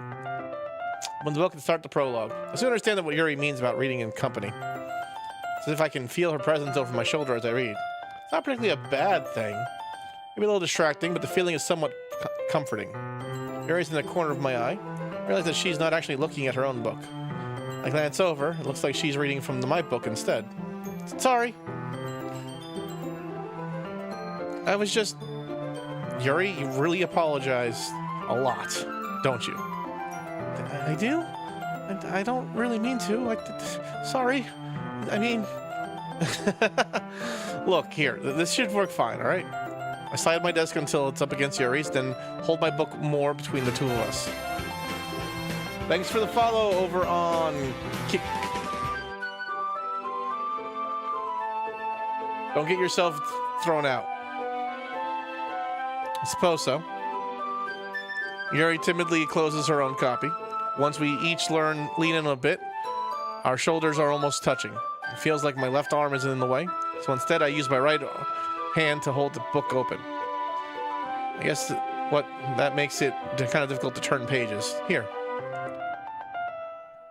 Yuri takes her left arm and holds the left side of the book between her thumb and forefinger. Ah. I do the same thing with my right arm and the right side of the book. That way I turn a page and Yuri slides it under her thumb after it flips over to the other side. There we go. This is cute. This is cute. Look at this. This is adorable. This is adorable. I would fall in love with this if I was a young man. But in holding it like this, we're huddled even closer together than before. It's actually kind of distracting me. It's as if I can feel the warmth of Yuri's face and she's in the corner of my vision. Are you ready? To turn the page. Sorry. I think I got a bit distracted for a second. I glance over at Yuri's face again and our eyes meet. I don't know how I'll be able to keep up with her. That's okay. You're not as used to reading it, right? I don't mind being patient if it takes you a bit longer. It's probably the least I can do, since you've been so patient with me. I noticed that her face just changed to looking at us as opposed to looking away from us. Thanks. We continue reading. Yuri no longer asks me if I'm ready to turn the page. Instead, I just assume that she finishes the page before me, so I turn it by my own volition. I continue the first chapter in silence. Even so, turning each page almost feels like an intimate exchange. My thumb gently letting go of the page, letting it flutter over to her side. She catches it with her own thumb. Hey, Yuri. This might be a silly thought, but the main character kind of reminds me of you a bit. You think so? How does she? Well, I guess she's more blunt in a lot of ways, but she also second-guesses all the things she says and does. And she's afraid she'll do something wrong. It's not like I can see into your head or anything, but they're kind of reminiscent of some of your mannerisms. I see. Yuri remained silent for a moment, but Dawn, that's probably a terrible thing to have in common with her. It's so embarrassing that you think that. Wait, I didn't mean it in a bad way. It's cool. It's fine.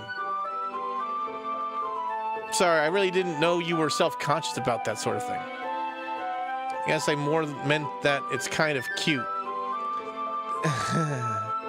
What are you saying all of a sudden? Okay, everyone. Fuck. Monica voice. I got a little bit of root beer. Helps cover the throat. There we go. For the Monica voice. I think it's about time we share today's poems with each other. We might not be able to not have enough time if we wait too long. Yuri exhales, spared from finishing her thought. Is that alright, Yuri? You look kind of down. I'm sorry if I haven't been looking forward to this. It's fine. Yuri releases her hand from the book, causing it to close on top of my thumb. Alright. Guess I'll do some more reading it tonight. Or would you prefer I only read it with you? Oh, big moves, boy! I guess I don't have too much of a preference either way. In that case, I'll read a little more tonight. It'll be more fun to read with you after it picks up a bit, you know? That's good reasoning. In that case, feel free to finish the first 2 chapters in your own free time. Alright. Stand up, make a mental note of where I left off in the book, then slip it back in my bag. He's gonna forget where he was. Alright, new poem. Who do I send this to first? Yep. Commercial break. Be back in 3 minutes.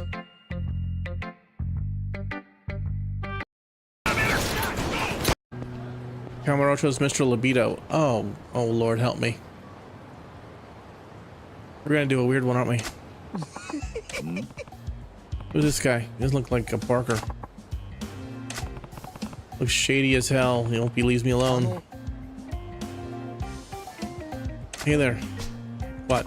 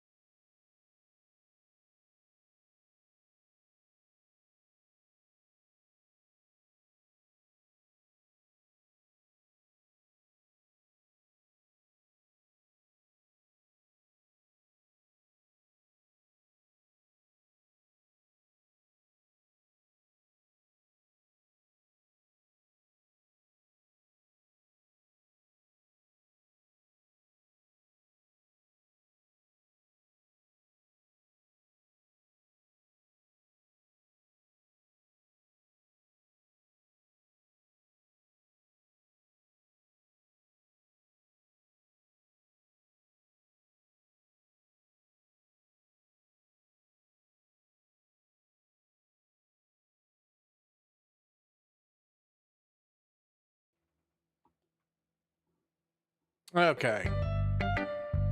All right, we're back.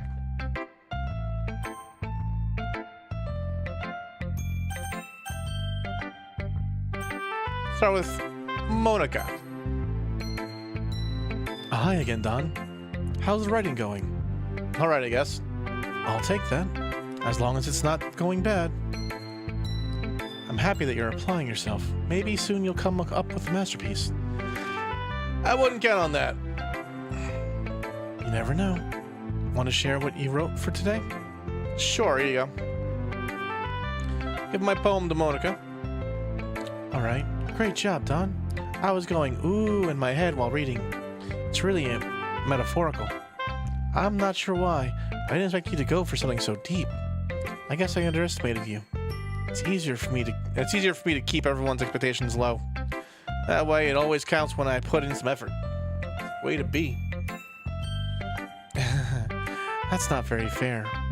Well, I guess it worked anyway. You know that Yuri likes this kind of writing, right?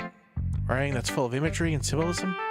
Unlike Sayori, who likes using simple and direct words to describe happiness and sadness. Yuri likes it when readers are left to derive their own meaning out of it. It's very challenging to write like that effectively, both allowing people to get something out of it just by feel, or letting them deeply analyze all the nuances. It can take years of practice, which I'm assuming Yuri has at this point. I didn't really ask, though. I'm sure I'm nowhere near her level yet. Don't worry don't worry so much about that. You do your own thing. Let's keep exploring and learn by trying new things. But anyway, you want to read my poem now? Yeah, let's do it. Show me the poem. Save me. The colors, they won't stop. Bright, beautiful colors. Flashing, expanding, piercing. Red, green, blue, an endless cacophony of meaningless noise. Noise that won't stop. Violent, grating waveforms, squeaking, screeching, piercing, since sine, cosine, tangent, like playing a chalkboard on a turntable, like playing a vinyl on a pizza crust, an endless poem of meaningless. Load me. What? Why did I say load me? Monica want me to fuck her? I'm confused here.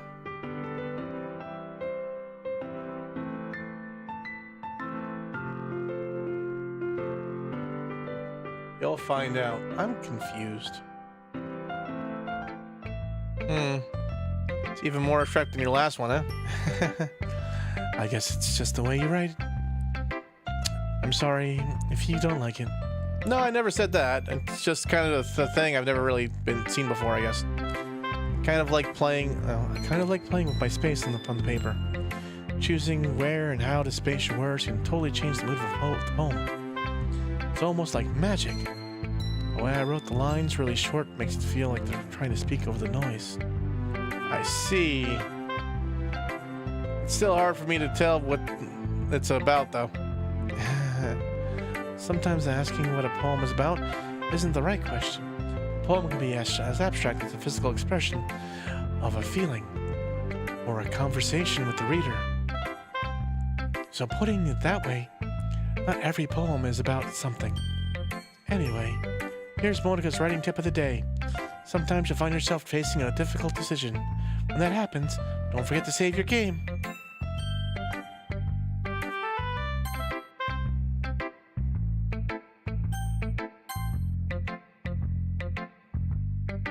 I'm saving my game.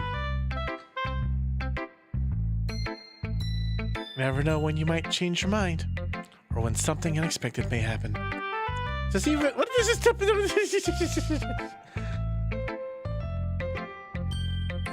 That tip was directly to the player. That was not to the character. What am I even talking about? That's my advice for today. Thanks for listening. Okay, Sayori next.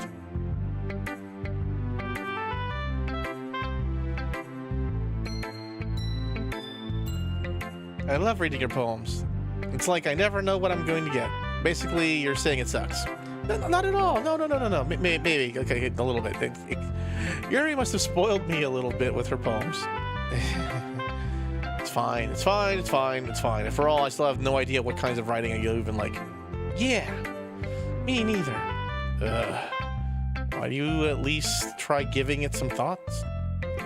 Oh, you want to write something different for me? That's so sweet. Yeah, right.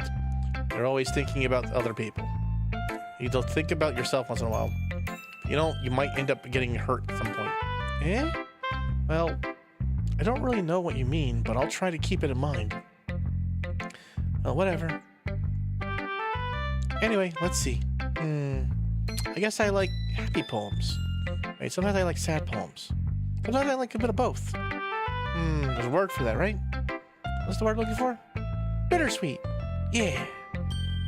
I like things that are happy and things that are sad. Happy and sad. I can't see you liking something sad, sorry. Well, I like happy the most, but sometimes when you have a little rain cloud in your head, a sad poem can help give the rain cloud a little hug. Make you a nice day, a happy little rainbow. Sorry, that's strictly poetic. It is?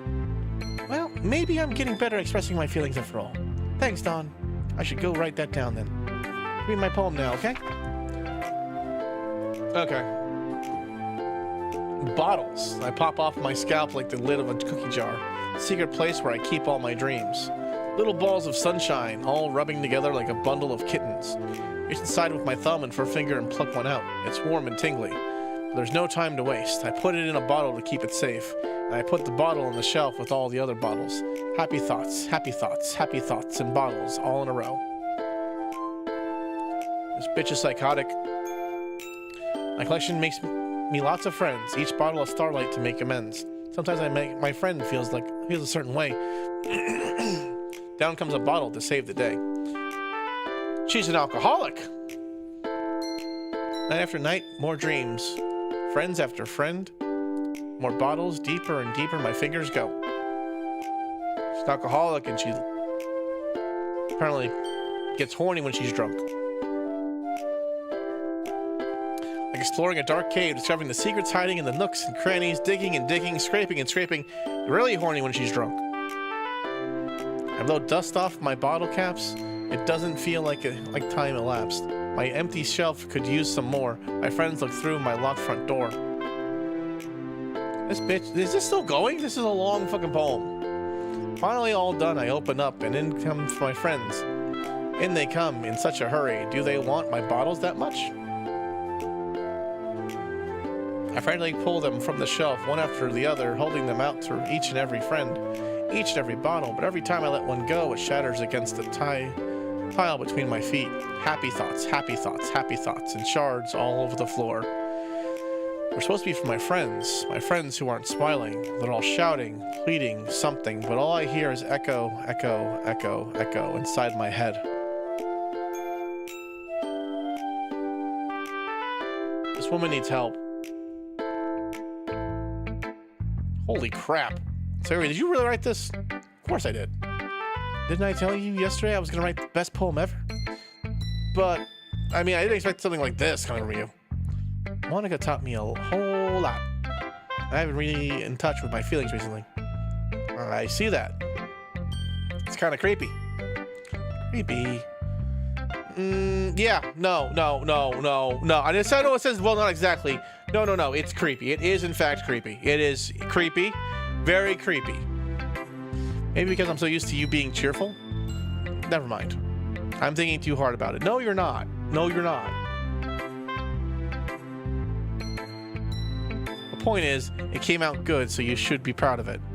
Oh, thanks. I feel like I was meant to express myself this way. It even helps me understand my own feelings a little bit better. Writing is like magic. You've gotten pretty passionate about this, huh? Hope you keep it up. Yeah. Writing's the best. I'm gonna keep writing until I die. Don't get ahead of yourself there, okay? I always had a habit of getting obsessed with something before dropping it no more than a week later. I wonder if this is one of those times. Seeing the passion in your eyes makes it hard for me to be pessimistic. I think I should go for Natsuki next, or should I keep with Yuri? What do you think? I liked your last one better. Really?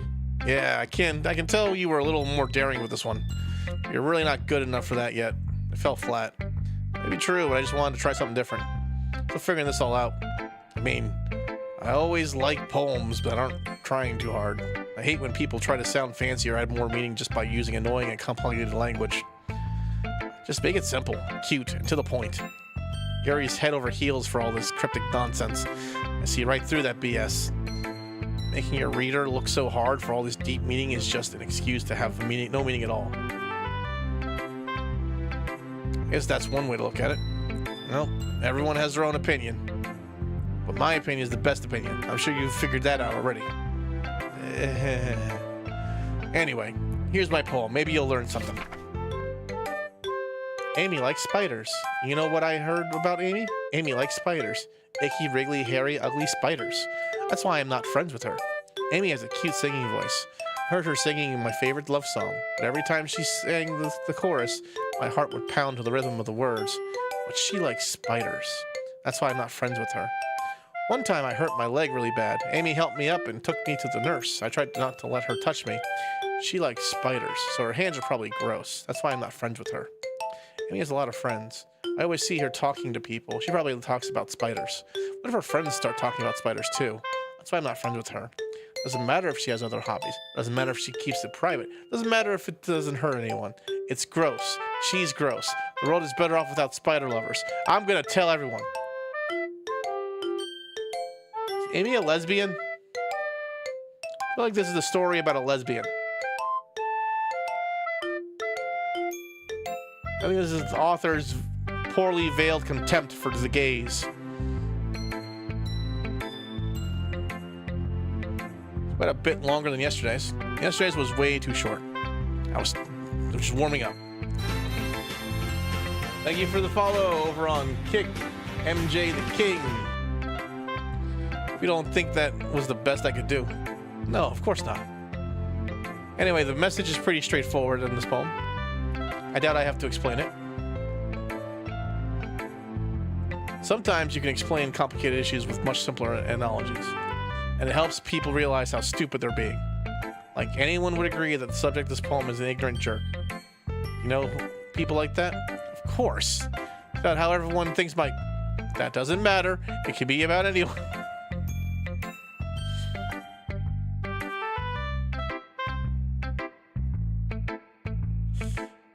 What's in the closet, Natsuki? What do you have in the closet? What's in the closet? I wrote it to be easy to relate to. Everyone has some kind of weird hobby or a guilty pleasure. Something that you're afraid of people find they'd make fun of you or think less of you. But that just makes people stupid. Who cares about what someone likes, as long as they're not hurting anyone and it makes them happy? I think people really need to learn to respect others for liking weird things. I think you're definitely right. At least I can relate to that, and I'm sure a lot of other people can too. It's just what I do best, after all. I don't like writing unless there's a good message to take away from it. Like conveying emotions is important, but I want to make sure people think, not just feel. Remember that. I'm gonna write a good one for tomorrow, so look forward to it. Are we writing again tomorrow?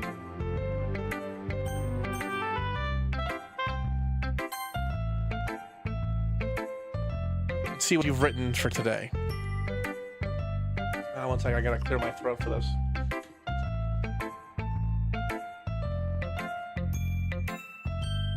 There we go. Okay. Let's see what you've written for today.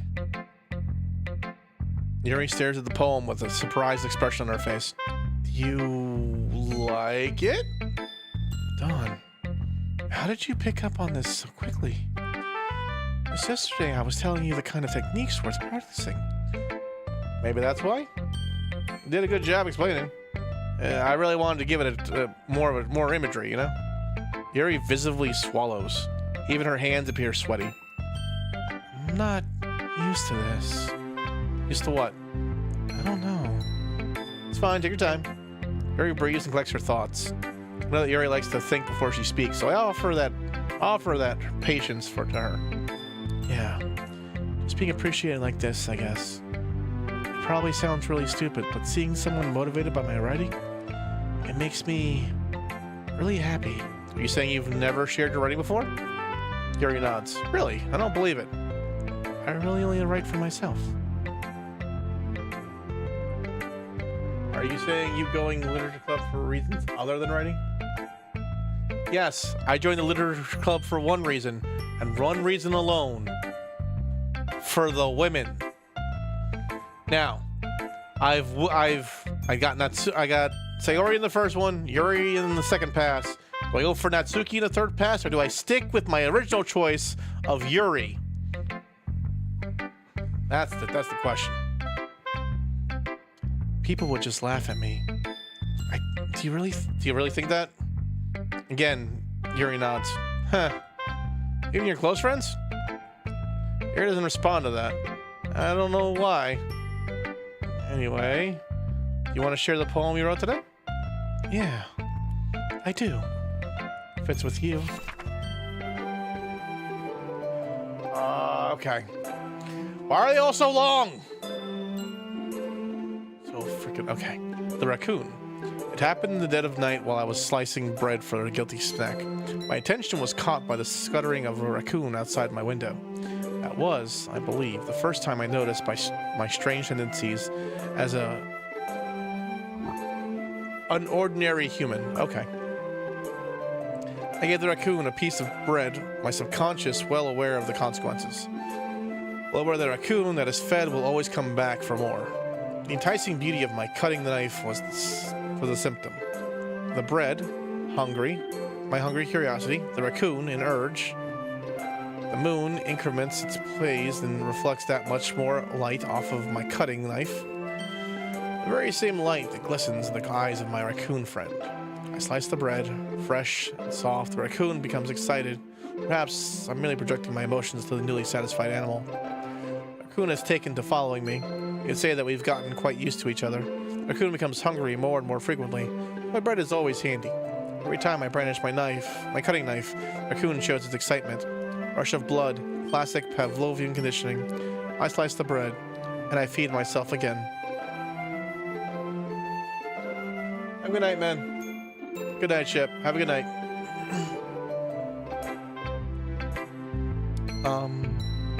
I was a little more daring with this one than yesterday's. I can see that. It's a lot more metaphorical. I don't know if it's my fault, but I can't begin to imagine what this poem was about. That's right. It's a bit more to my preferred writing style, using the poem as a canvas to express vivid imagery and conveying emotions through them. Yeah, if I take it at face value, then I can't even figure out what it's supposed to mean. Well, I think it's something that different people can relate to in their own way. I want to express the way it feels for me to indulge in my more unusual hobbies. It's those sorts of things that I'm usually forced to keep to myself, so I sometimes enjoy writing about them. That's funny. Did Natsuki also write something about that? It's about someone being ridiculed for a strange interest? Eh? She did? Yeah. She was talking about how it doesn't matter what you're into as long as you're not hurting anybody. She's right. I mean, does she really feel that way? Yeah. Sounds like you two have a lot in common. Well, that's interesting. To me, she seemed like the kind of person who would make fun of my hobbies. I suppose that's my fault for judging, isn't it? Please don't yell. Please don't tell her I said that. Don't worry, I have no reason to. Okay. Well, thank you for sharing it with me. After all, if I hadn't learned to embrace my own weirdness, I would probably hate myself. I might be ranting a little bit now, but I'm glad that you're a good listener. Okay. Hey MJ, yeah, my night's going good. No, going good so far. We are doing a stream for the American Heart Association today with Heartstream Heroes. I've got my bot on Twitch, YouTube, and I think Kick. All three should be able to give you the link for the charity for heart disease. On Rumble, for those of you on Rumble who are watching me, the should be in the description. The very first link there would be the thing for the charity event today. We'll be doing this all week. I am part of Team Pulse for the Heartstream Heroes. You couldn't tell by the new overlay that was given to me. So, yeah, no. Okay, everyone. We're all done reading each other's poems, right? I have something extra planned today, so if everyone could come sit at the front of the room. This is about the festival? Well, sort of. Do we really have to do something for the festival? Like we can put together anything good in just a few days. We'll just end up embarrassing ourselves instead of getting any new members. That's a concern of mine as well. I don't really do well with last-minute preparations. Don't worry so much. We're going to keep it simple today. We don't need much more than a few decorations. Sayori has been working on posters. I've designed some pamphlets we can give out during the event. Okay, that's great and all, but that doesn't tell us what we're actually going to be doing for that event. Ah, sorry. I thought you heard about it already. We're going to be performing. Performing? Performing? Monica? Yeah, we're going to be having a poetry performance. Each of us are going to choose a poem to recite during the event. But the cool part is we're also going to let anyone else come up and recite poems too. Oh God, we're doing a slam poetry fest. I hate this. I hate this. I hate this. I hate this. I hate this. I hate this. I don't want this.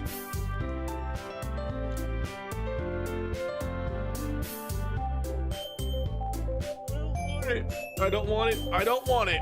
I do not want it. Sayori, who's been coloring a poster, holds it up and what's saying? Are you kidding me, Monica? You didn't already start putting those posters up, did you? Well, I did. Do you really think it's that bad of an idea? No. It's not a bad idea. I didn't sign up for this, you know? So there's no way I'm going to be performing in front of a group of people like that. I agree with Natsuki. I could never, in my life, do something like that. Imagining it, Yuri shakes her head in fear. Guys. No, Sayori. No, Sayori. I understand where they're coming from. Remember that Natsuki and Yuri have never shared their poems to anyone until it's just... I'm starting to get tired. Until just a couple hours ago. It's a lot to ask for them to recite their poems out loud to a whole room of people. I guess I kind of overlooked that. I'm sorry. But I still think we should give it our best. We're the only ones responsible for the fate of this club. If we start the event and each put on a good performance, then it will inspire others to do the same. And the more people who perform, the better we'll be able to show everyone what literature is all about. Yeah! It's about expressing your feelings, being intimate with yourself. I'm gonna save. I don't trust this. Find new horizons and having fun.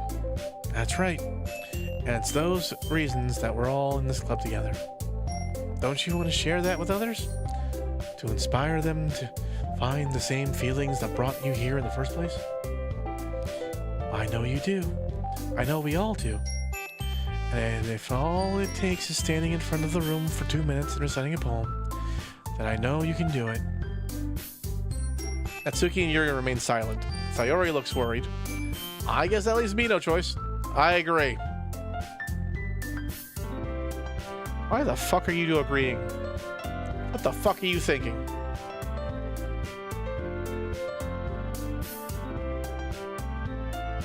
I don't think it's too much to ask.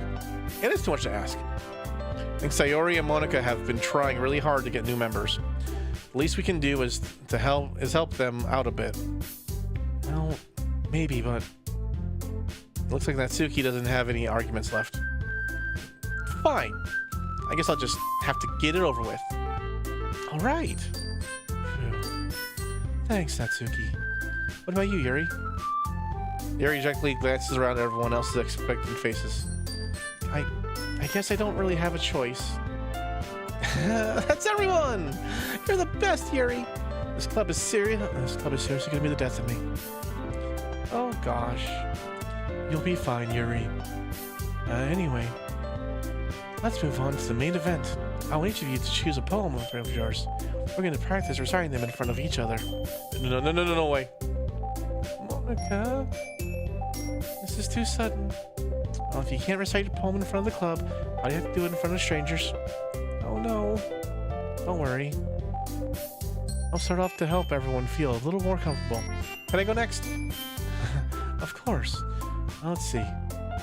Monica flips through her notebook to the specific poem she has in mind for herself. Stands in front of the title of this poem is The Way They Fly. Moon begins reciting her poem. Her clear, confident voice fills the room. More than that, her inflection is pristine. She knows exactly how to apply emotion behind each line she recites, bringing the words to life. Is this something she's done before, or is she simply unnatural? I glance around me. Everyone has their eyes on Monica. Sayori looks amazed. Yuri has an intense expression on her face that I don't understand. Finally, Monica finishes her recitation. The four of us applaud. Monica takes a breath and smiles. That was so good, Monica. Thank you very much. I was just hoping to set a good example. Are you ready to go next, Sayori? I'll go next. Yuri's fired up all of a sudden. She clutches a sheet of paper between her hands and stands up. Head down, she walks quickly over to the podium. This is a poem called... Yuri anxiously glances at each of us. You can do it, Yuri. It's called Afterimage of a Crimson Eye. What the fuck? Yuri's voice shakes as she starts reading the poem. Just moments ago, she practically refused to do this. Now she's suddenly putting in so much effort. Yuri gets past the first couple of lines, her voice changes. It's like what happened when Yuri gets absorbed into her books. Moving words transform into sharp syllables of a fierce and confident woman. The poem is full of twists and turns in a structure that she enunciates with perfect timing. This must be a rare glimpse into the whirling fire Yuri keeps concealed inside of her head. Only she's just finished. Everyone is stunned. Yuri snaps back to reality and glances around as if she's bewildered even herself. It's up to me to save the situation. I'm the first to start applauding. Everyone joins me afterward. We give Yuri the recognition she deserves. Not that we didn't want to applaud for her, but we were caught so off guard that she must have forgotten. That we must have forgotten. As we applaud, Yuri holds the poem up to her chest and rushes back into her seat. Yuri, that was really good. Thank you for sharing. Looks like Yuri is down for the count. Okay, I guess I'm next then. Yuri hops out of her chair and cheerfully walks to the podium. This one's called My Meadow. Sorry, I giggled. Sayori. It's a lot harder than I thought. How did you guys do it so easily? Try to think of it like you're reading or reciting to other people. Imagine you're reciting it to yourself. Like in front of the mirror or in your own head. It'll come out the best that way. I see. Okay then. Sayori begins her poem. Somehow it feels like her soft voice was made as a perfect match. Poem isn't aimlessly cheery like Sayori is. Serene and bittersweet. If I were to read this on paper, I probably wouldn't think much of it. But hearing it come from Sayori's voice almost gives it a whole new meaning. Maybe this is what Sayori meant when she said she likes my poems. Like I get to reach more deeply into someone's thought. Someone I thought I knew through and through. Sayori finishes it and we applaud. I did it! Good job, Sayori. Even Dawn liked it. I guess that's a good sign. What does that mean? Came out nicely, Sayori. The atmosphere of the poem fits you really nicely. But it might be that other poems wouldn't work quite as well with that kind of delivery? I don't really understand. In other words, I've seen poems of yours where that sort of gentle delivery wouldn't work as well. They might need a bit more force behind them, depending on what you're reading. Oh, I know what you mean. Well, I've been practicing that kind of thing. It's just embarrassing to do in front of everyone.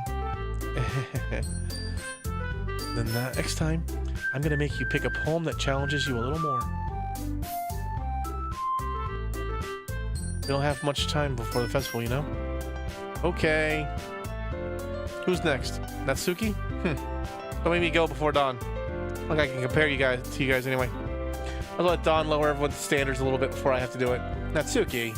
It's fine. Might as well get it over with.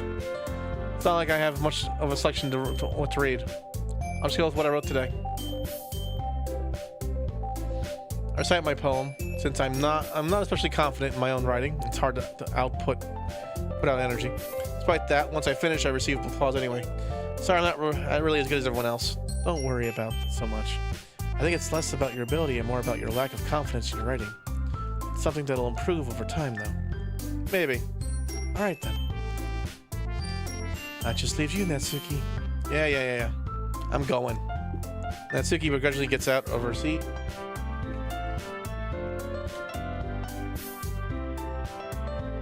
Makes her way to the podium. The poem is called Why are you all looking at me? Because you're presenting. Anyway, the poem is called Jump. Natsuki takes a breath. When she starts reciting the poem, her sour attitude disappears a little. While she's still a little enthused, her poem has a rhythm and a rhyme to it. It's Natsuki's trademark style, and it works surprisingly well when spoken aloud. Words feel like a bounce up and down as if giving life to the poem. Natsuki finishes and everyone applauds. She hops back to her seat. That wasn't so bad, was it? Easy for you to say. You'd better not make me do that again. Ah, well, you at least feel prepared enough to recite a poem in front of other people? I mean, doing it in front of other people will be way easier. I can put on whatever face I want for other people. When it's just my friends, it's embarrassing. It's a surprise, Natsuki. I think it would be the other way around for me. That's just how it is, so. I guess in that case, you won't have much to worry about for the festival. That said, I want to thank everyone for coming through. It might be hard, but I hope that you all have an idea of what it's like now. Make sure you pick a poem and get enough practice before the festival, okay? I'll be making pamphlets, so let me know ahead of time what you'll be reciting. Jeez, I should probably find some other poem to recite instead. That's fine too. Doesn't have to be your own. I'm already pleasantly surprised that you're putting in all this effort for the club. Makes you really happy. Yeah, no problem. Okay, everyone. I think it's about time for you today. I know the festival is coming up, but let's try to write poems for tomorrow as well. It's working out really nicely so far. I'd like to continue that. As for the festival, we'll finish planning tomorrow, and then we'll have the weekend to prepare. When is the big day? I can't wait. I can do this. I can do this. All right. Stand up. There's no way I'll be able to find the same enthusiasm as Sayori and Monica, but I'll do my best to get through it. It's for the sake of the club and impressing Monica. Then I'll have to do my best. Ready to go, Sayori? Yep. Look at you two, always going home together like that. It's kind of adorable, isn't it? Jeez. Don't make such a big deal out of this. It must be a little nice, though. Well, I'm supposed to respond to that. It's okay, Don. You don't have to say it. Whatever, let's go. I walk home with Sayori once more. Even though it's only a few days, a lot of things have happened and already changed. But today, Sayori's being a little quieter than usual on the way home. Hey, Sayori. Sorry I was spacing out. No wonder. I was thinking about something from earlier. I like how we get to... sorry if I fumbled with the words. Let's just say that one day, Yuri asked to walk home with you. What would you do? What kind of question is that? Kind of put me on a spot here. I would walk home with Yuri!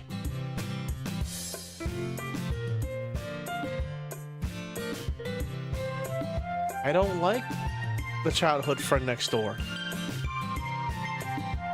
I say this probably because my childhood friend can't talk about that on stream.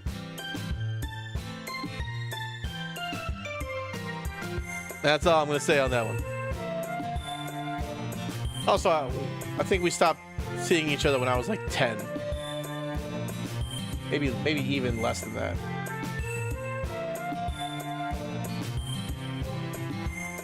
I mean, given how hard it is for her to socialize, I would feel awful turning her down, so... Is she beautiful and smart?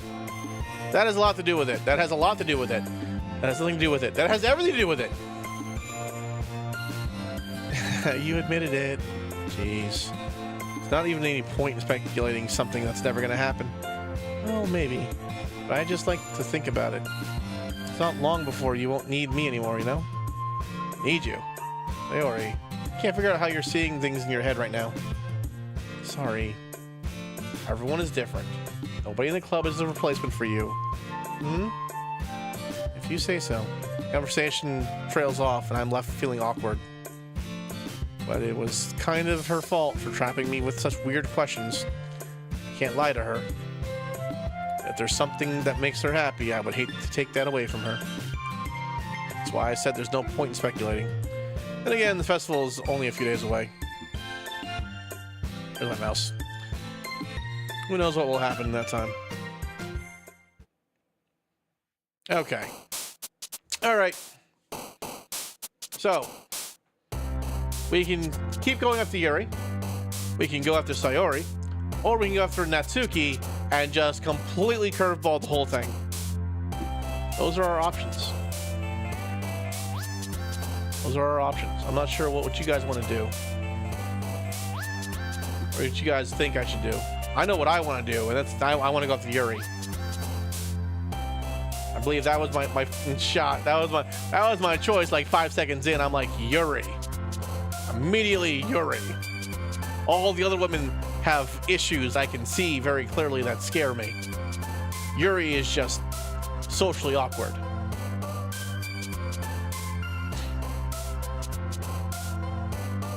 Give it a few seconds for chat to catch up. That's all we gotta do.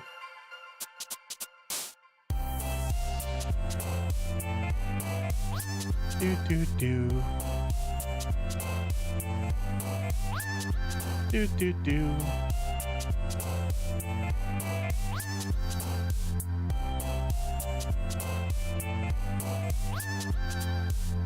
All right. No one has any answers, then we will just do what I want. Okay. Let's see here. Nope, wrong one.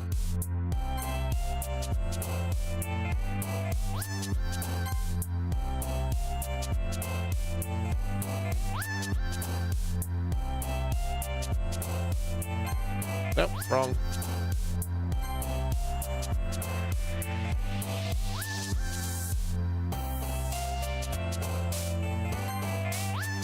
Okay.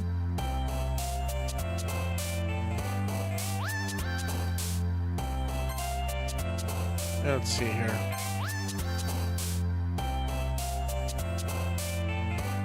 What are we gonna choose?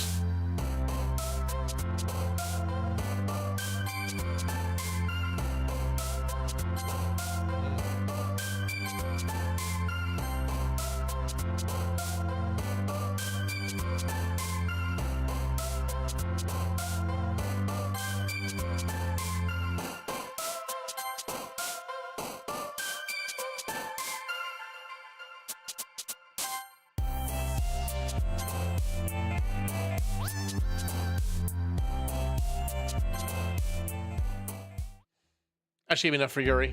Second time. Oh man. Last one here again. Don't worry. I just walked into. Are you practicing the piano again? Yeah. You must have a lot of determination. Starting this club and now picking up piano? Well, maybe not determination. I guess passion? Remember that the club wouldn't be here if it wasn't for all of you. And I'm super happy that you're all willing to help out for the festival too. I can't wait for the festival. It's gonna be great. Eh? Weren't you complaining about it just yesterday, Natsuki? Oh yeah. I'm not talking about our part of the festival. That's a whole day of school where we get to play and eat and all kinds of delicious food. You sound a lot like Sayori all of a sudden. Monica, do they usually have fried squid? Squid? It's a pretty specific thing to look forward to. Oh, come on. You serious? You saying you don't like squid? You of all people. Eh? I didn't say I don't like it. Besides, what do you mean by you of all people? Because it's right in your name. Monica. Eh? That's not how you say my name at all. That's it. Also, that joke makes no sense in translation.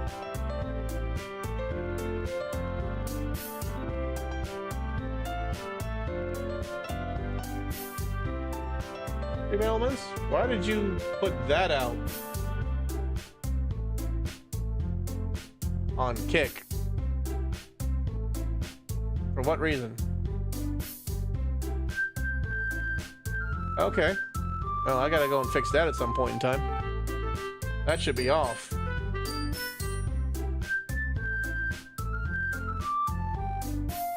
Let me go take that off right now. It's my fault.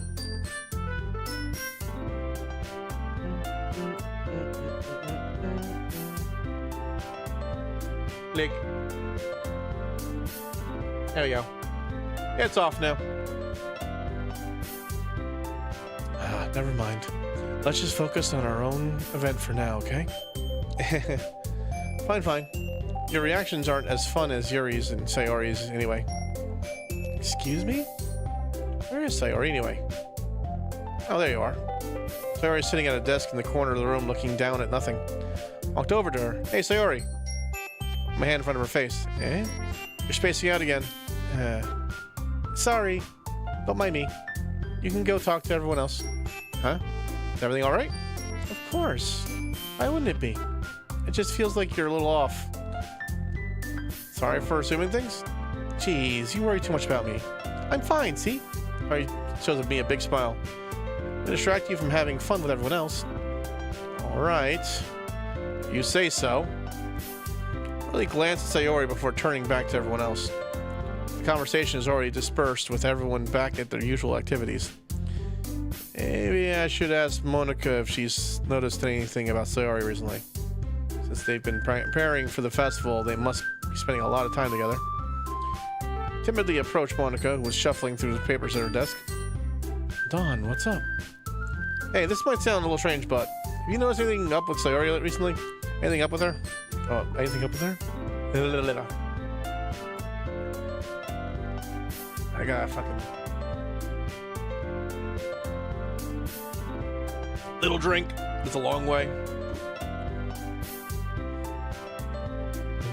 Something up for Sayori? In what way do you mean? Maybe I'm reading into it a little bit much, but she seems a bit downcast today. Oh, you think so? I can't say I've noticed anything about her. Monica appears across the room at Sayori, who is idly dragging a rubber eraser up and down her desk. Maybe there's something on her mind. But I'm surprised I'm not the one asking you, Don. You certainly know her a lot better than I do. Yeah, but she's never really like this. She's always talked to me about things that bothered her. This time, when I asked her, she was really dismissive. I know it's not your problem. I just wanted to ask if you knew anything, so I'll drop it now. No. It's important to me, too. I mean, I'm also friends with her. And I also care about the well-being of my club members, you know? Maybe I'll try talking to her myself. Are you sure about that? She seemed like she wanted to be left alone. Are you sure? Maybe she just has a hard time bringing up the person of interest. Person of interest? What do you mean? I'm saying that maybe the thing on her mind is you, Don. Hey, why on earth would you come up to that conclusion? Well, I probably shouldn't say too much, but Sayori talks about you more than anything else, you know? Eh? She's been so much happier ever since you've joined the club. It's like an extra light was turned on inside of her. What? No. Sayori's always like that. She's always been full of sunshine. Not any different than it always has been. You're so funny, Don. You thought that maybe you've always seen her so cheerful? Because that's just how she is when she's around you? I said too much. I'm sorry. What do I know anyway? I didn't mean to jump to conclusions. You should just forget about what I said. I'll try to talk to her, so try not to think about it for now. Alright. Monica smiles meaningfully. I know she said to forget about it, but I also know that I won't be able to get her words out of my head. Monica stands up from her desk and walks across the room to where Sayori is sitting. I watch her kneel down next to Sayori and gently talk to her. She's keeping her voice so quiet I can't hear from her. I sigh and set myself down. I know Sayori told me not to worry about her and to have fun with everyone else, but that's impossible to do when she's behaving like this. Exactly how much do I care about her? I'm letting this weigh me down so much. Now it feels like I'm the one behaving out of the ordinary. There's nothing I can do besides wait for Monica. Why does it feel like I'm being watched? I can't turn the room. I only notice Yuri peering at me from over her book. She looks away just as quickly with a flustered look on her face. That she won't get anywhere like this. I never really seen Yuri approach anyone or start a conversation on her own accord. I have no choice but to approach her myself. By now, it's a little easier for me to do that. Stand up from my desk, sit in one next to her.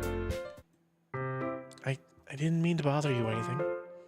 Relax, you didn't even do anything. But I could tell that you wanted to be alone with your thoughts. Along with my thoughts? How are you even able to tell that when I was thinking like that? Well, it's something that I do a lot. So it wasn't hard for me to spot based on your posture and expression. Not that I was staring or anything. I didn't do anything creepy like that. In any case, I guess you were right. I'm sorry if I caused you any concern. Don't apologize. Your troubles are only the concern of those who willingly share in that concern. Of course, there are certainly those who find the most comfort in keeping to themselves. If you would prefer to share what's on your mind, then I would be glad to listen. It's really not that big of a deal. I'm just feeling a bit uneasy about Sayori. Sayori? Yeah, she seems a little off today, but when I asked her about it, she didn't want to admit it to me. I can't help but wonder if something happened to her. Oh, that's quite romantic. Eh? Sorry, I didn't mean to say something stupid. Not that, I just didn't want you to misunderstand. Sayori and I have been friends for a long time. That's it. That's all. Oh, I see. Perhaps it is unusual for her to be dismissive to you about her feelings. Or maybe I'm just reading into it a little too much. The world is full of meaning, often hidden deep beneath plain sight. And there are many untold mysteries behind every person, no matter how well you want me to know them. Ah, you think there might be something behind it after all? I think that Sayori is a very complex person. Her mannerisms on the outside don't always match what may be going on inside her head. And she may not always know what she wants. I noticed her strange behavior today too, and I also feel some concern for her. But in your case, like she was fully occupying your thoughts, wasn't she? Well, if that was the case, Sayori, she really means a lot to you, doesn't she? I guess. You don't need to put it that way. We're just good friends, that's it. Mary suddenly looks deeply into my eyes. Her expression is gentle, curious, as if she's searching for something. Embarrassed, I avert my gaze. Sometimes, a person's mysteries are untold even to themselves. And you, may uncover feelings you weren't aware of it. That is, I think that she would be a very fortunate person to have you feel that way about her. Yuri? Give me too much credit. I'm a pretty simple guy. I think I'm pretty good at understanding my own feelings. Being simple is best. I'm a simple kind of man. Alright, simple. Very simple. How simple? For the love of God, I have googly eyes. This is how simple I am, okay? Very simple man.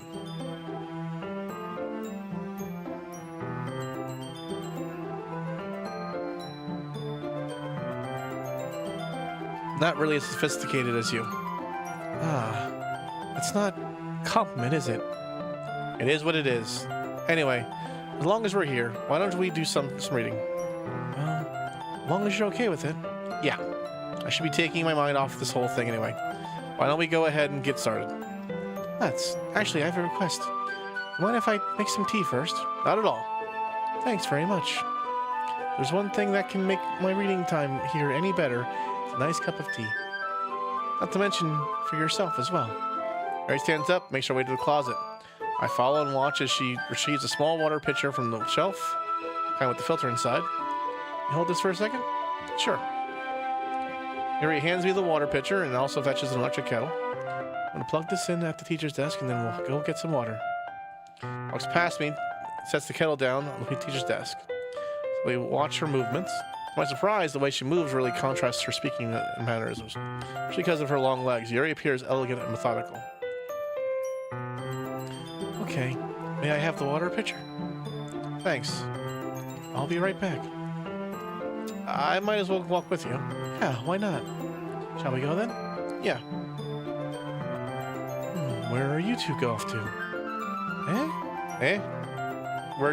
Yuri was gonna make some tea, so I didn't realize how weird it sounds to explain this to Monica. We're just filling the water pitcher. Ah, okay. Sorry, I was just a bit curious. That's kind of a one-person job, isn't it? That's... Monica, please mind your own business for once. Or do you want to tell me there's something wrong with helping involve Dawn in club activities? Eh? My mouth gapes. Yuri's got a fucking... Yuri's on the fucking prow. Yuri's here. Yuri will protect us all. I suppose there's nothing wrong with that. Then let's go, Dawn. Yuri quickly exits the room, and I follow. Once in the hallway, she suddenly puts her forehead against the wall. I spoke without thinking. How could I say something like that? Yuri, something about the way she said that made me feel so irritated. What's wrong with me? No, Yuri, I think you did the right thing. I wasn't expecting it, but it's also not right for Monica to judge people like that. Dawn. How come even when I do something bad, you're being nice to me? 'Cause nothing that you do is as bad as you make it seem in your head? Nobody's perfect. We have emotions, and we can't always hide them away. You always amplify things in your head. Your mind turns a light rain shower into a hurricane. No. Wouldn't you hate me for something as terrible as that? Why would I hate you? I can't hate someone for having emotions. What kind of a friend would do that? Friend, you say? Yuri lifts her head. Dawn, I really like being friends with you. Oh, great. Friend zone. Thanks. Thanks, Yuri. I like being friends with you, too.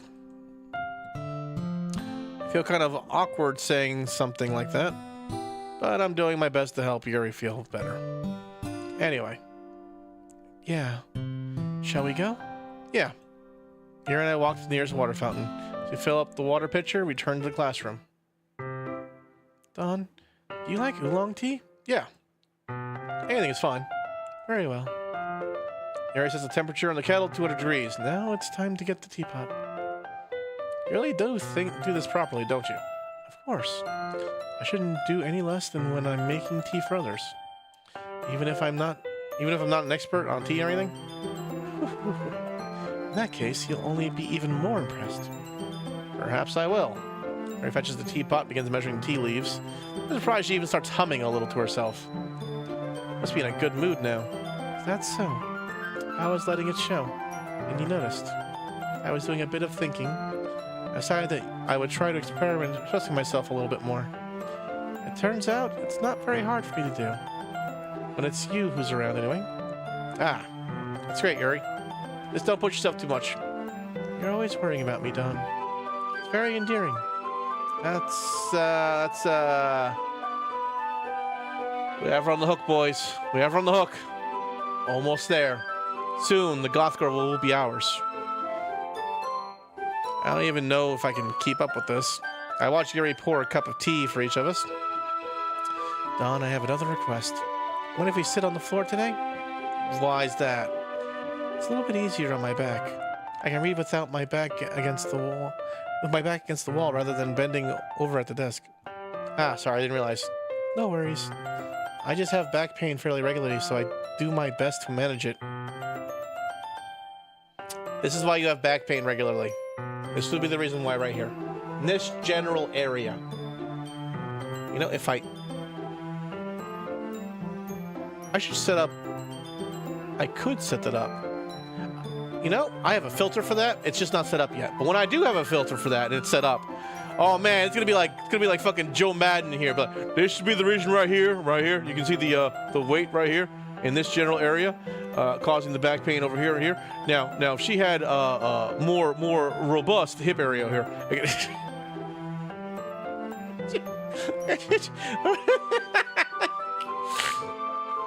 All right. That's so. Wonder why that is. I suppose likely because your posture, right? I always hunched over like that while reading. Yes, I have terrible reading posture.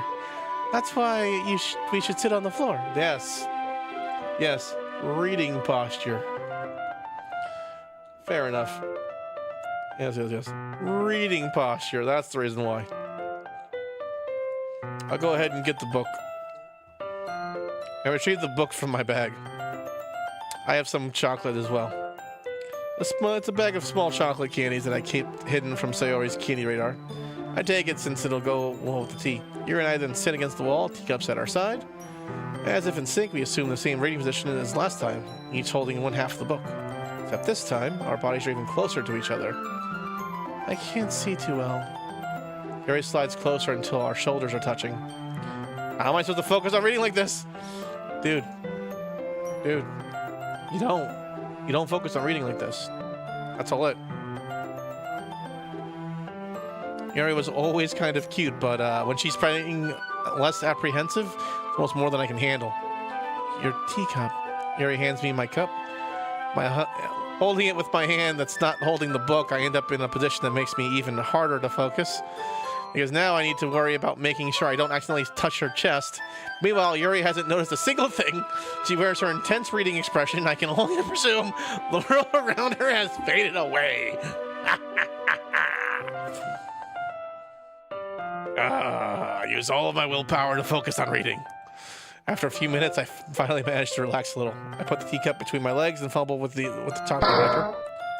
No.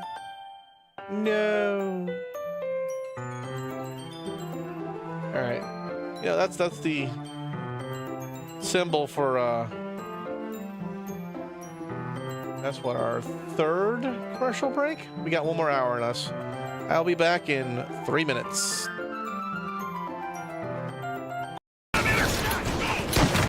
It's an indigenous creature called Punta.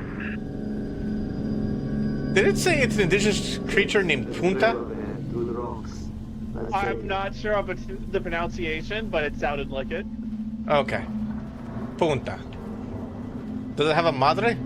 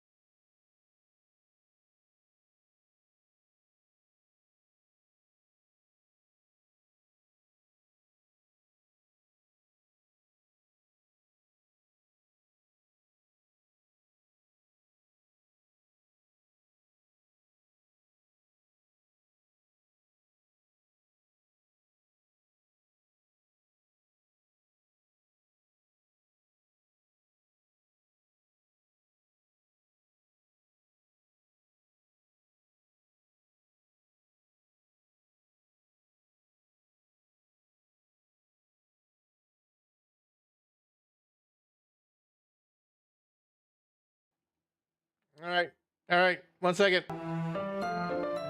Back to the game.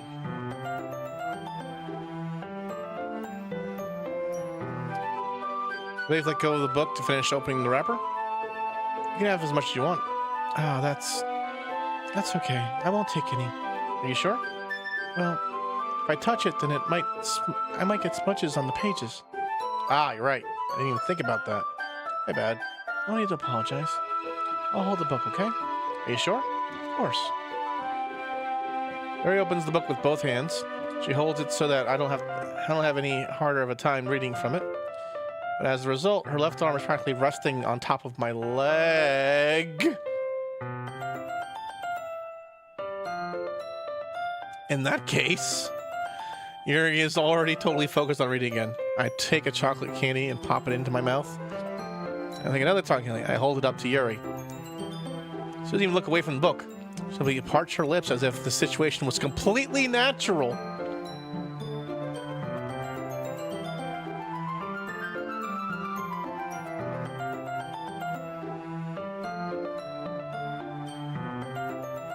That means I can't stop here. I pensively place the chocolate in her mouth. Just like that, Yuri closes her lips over it. Yuri's expression suddenly breaks. Did I just... Looks at me like she needs to confirm what just happened. Dawn? Sorry. I guess I shouldn't have done that. No, yeah, that's... Well, you were just helping. That's something that friends do, right? I mean, not really in this kind of context, no. No. No. No. No. No. No. No. No. You're gonna frickle frackle. Yeah. That's all it was. No, it wasn't. No, it was not. No. Why are you cucking me? Why are you cucking me? Why are you cucking yourself? What are you doing? What are you doing? You are so close, boy. Oh, this... I'm going into... Okay, my right arm doesn't go up at all. My left arm sides, yeah, I can go all the way up. Okay, whatever. I'll deal with you later. Don't need to stop or anything. I see. Between has gotten really intense. Yuri tries to return to the book, but I can tell just by her expression that even she can't focus now. My heart is pounding. I never take another chocolate between my fingers. This time, Yuri's eyes meet mine. How did it even come to this? Yuri doesn't avert her gaze. I notice her chest rising and falling to the rhythm of her breaths. I raise my arm. Just like before, Yuri parts her lips, but it's different this time. Take the chocolate and place it in her mouth. I feel her hot breath on my fingers. Okay, everyone. We've been cucked.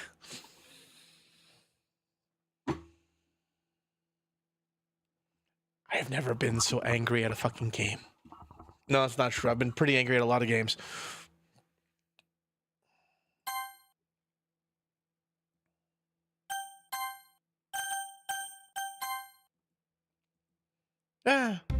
Yuri jolts back. It's time to share your poems. Dawn, and you can help Yuri put away the tea stuff, right? Yeah, of course. Okay. Okay, thanks. Spell is abruptly broken. I'll take care of the cups. Yeah. Yuri picks up the teacups from the floor, pick up the bag of chocolates. In the end, we hastily clean up without so much as a word between us. I get the feeling this is something neither of us will have the courage to bring up. Yeah, good choice. Monica to start, because she's the hardest one to do the voice for. Hi, Dawn. Have you thought about what you want to submit to perform at the festival? Well, being in this club is one thing, but performing in front of a bunch of people, I'll have to give it some more thought. Okay, no pressure. But whatever you do, I'm sure it'll turn out great. It would also make me happy to see. Anyway, let's take a look at today's poems. This one's good. It feels like you're only getting more comfortable with your style. The imagery is better than the last one I read. Just wondering, have you been finding inspiration in Yuri's writing style? I guess so. You can't deny that she's talented. Yeah, totally. Your poems are the most romantic. That's the best way to describe it. She's like a totally different person when she picks up a pen. I noticed that too. Or when she's talking about literature. It's like a light turns on inside of her. Sadly, it's hard to get much personal conversation out of her. Trust me, I've tried. Who knows what goes on in that head of hers? Hope you don't mean that in a bad way. No, of course not. I just mean that she didn't keep so much to herself. But still, defending her like that, you must be pretty into her. Eh? Completely misunderstood. Calm down, I'm kidding.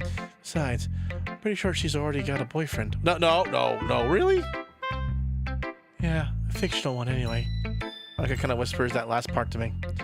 Just a hunch, but, well, there's not really anything wrong with that. Oh well, I know. I was just saying. Anyway, I'll share my poem with you right now. Cool. Lady who knows everything. An old tale tells of a lady who wanders Earth. Lady who knows everything. A beautiful lady who has found every answer, all meaning, all purpose, and all that was ever sought.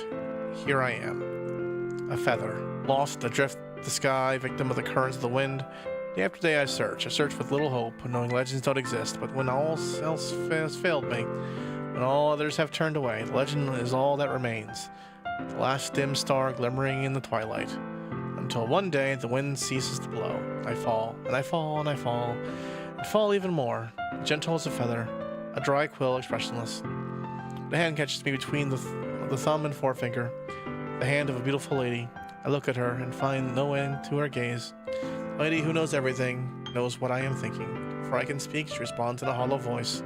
I have found every answer, all of which amount to nothing. There is no meaning, there is no purpose, and we seek only the impossible. I am not your legend does not exist. And with a breath, she blows me back afloat, and I pick up a gust of wind. You know, I feel like learning... doing this voice is difficult. You'd think it'd be easy, but like I have to like phlegm up my throat to do this. I gotta unphlegm my throat to do all the other fucking voices.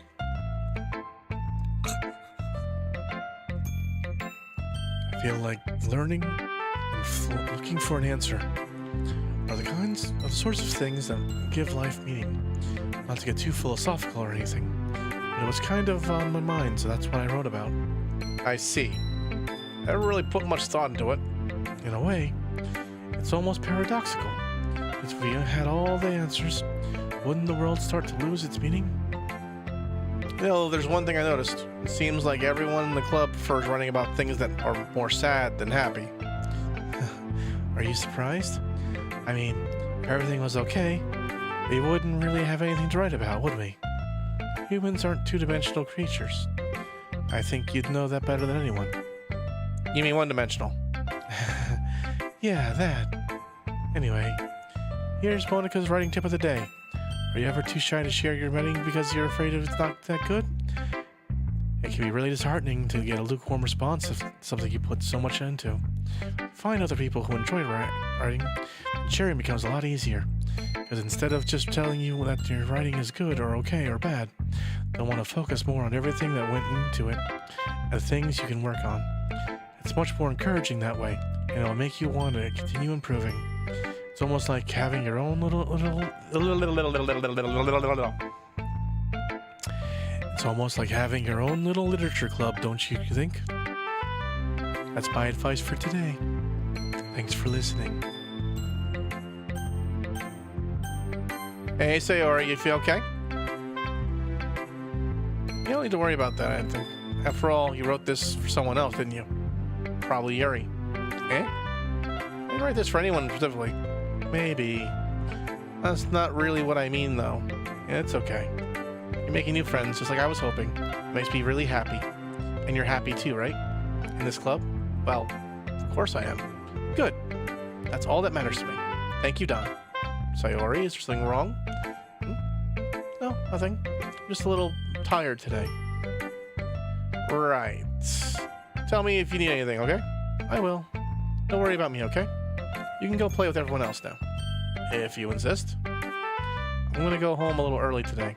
Sayori? Tell Monica I wasn't feeling well, okay? I'll see you tomorrow. Say anything, Sayori cheerfully walks out of the classroom, humming to herself. That bitch. Wait. I could possibly get with Yuri in this next scene, couldn't I? Alright. Hi, Natsuki. You still hate me, right? Meh. I guess you really haven't learned anything after all. Honestly, I don't know why I got my hopes up in the first place. I didn't think this one was bad. What did I do wrong? Poems don't need to all deep sounding express. It's going to just sound like you're forcing it unless you really don't suck at it. Honestly, don't bother trying to write poems like this until you're on Yuri's level. So you stop short all of a sudden. Don't tell me. Eh? You're not trying to impress Yuri, are you? What are you talking about? Keep your voice down. Keep your fucking voice down, woman. The fuck you thinking? You can't just sit there and yell shit. Be quiet. Damn.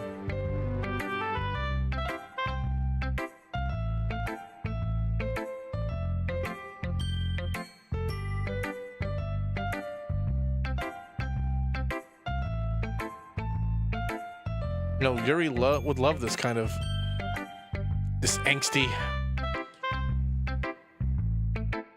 Because she's talented writer doesn't mean, I mean, looks like I'm in trouble. Somehow struck a nerve, though don't know what I did. You know exactly what you did, okay? This is all my fault. I'm very sorry. I didn't mean to do that. I didn't mean to cause you pain. It wasn't me. You didn't catch me in the shower. It wasn't me. I'm so done with you. Natsuki shoves the poem I handed her back over to me. Take your stupid poem if you wrote it for someone else. Just don't show it to me. Ouch. That's what I get for letting a younger girl step into my business. So I was a mind reader. I was destined to be in a world of pain from the start. Natsuki wasn't really the girl I was trying to impress in the first place. Correct. We all know. Don, your writing has only improved the last few days. Every poem you've shown to me has been nothing short of spectacular. I can really feel the emotions. I'm a little envious even. I don't think it even came to me this naturally. Yuri, that's the wrong way to put it. It never did come naturally to me. I've been able to improve so much thanks to you. You're really the example I was chasing after. Is that so? Yuri gently smiles to herself. This feeling. I'm so glad I got the chance to share my writing. I never thought it would feel like this. I remember you mentioning that yesterday. Can't believe that you're so good at something and you've never even shared it with anyone. It's kind of a shame. Maybe, but it's not like I really had a choice. What do you mean? Well, Yuri smiles sadly. Don, during lunchtime I eat by myself. Did you know that? It's a great time to find a quiet spot and do some reading. In fact, I always have some books with me. You'd say I really enjoy reading. Well, that's one way to put it. But books are so full of amazing and inspiring people. People you want to fall in love with, or people you just know would make a really good friend. Cheerful people who always put a smile on your face. Deep thinkers and problem solvers who discover the mysteries of life. So when you look at it that way, I'm surrounded by friends every day. You know? Those friends don't laugh at me. They don't tease me for spacing out all the time. They'll make fun of my body type. And they don't hate me for acting like I know it all. People say that about you? I'm not a know-it-all, Don. It's the opposite. I don't know anything. I don't know how to talk to people. I don't know how to make people see me as normal. I don't even know how to make myself happy. I have all these feelings, and all I can do with them is read and write. But it wasn't until now I started sharing it with you. I really understood what was missing all this time. I haven't done anything. No. That's wrong. Just being patient and respectful. It's really important to me. I know I'm a difficult person, Don. I speak too slowly. I second guess myself all the time. I read too deeply into things. But every time, you've always treated me just like anyone else. It's so rare that I feel comfortable with myself when I talk to others. That's why every time I talk to you, I just feel really happy. I see. Well, I treat you how you deserve to be treated, Yuri. If other people don't see it that way, then screw them. I mean, I joined this club hoping I would make friends, and I would say I've had at least one success. Wouldn't you? If you put it that way, yeah. We really are friends now, aren't we? She puts her head in her hands. This time she's smiling as she does it. Do you want to show me your poem? Yeah, I do. Let me get it for you. Beach. A marvel of millions of years in the making. When the womb of Earth chastically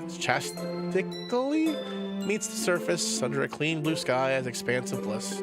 Beneath gray rolling clouds, an endless enigma, easiest world to get lost in, is one where everything can be found. One can only build a sandcastle where the sand is wet. Where the sand is wet, the tide comes in. Will it gently lick at your foundations until you give in? Will a sudden wave send you crashing down in the blink of an eye? Either way, the outcome is the same. Yet we still build sandcastles. I stand where the foam wraps around my ankles, and my toes squish into the sand. Salty air is therapeutic. The breeze is gentle yet powerful.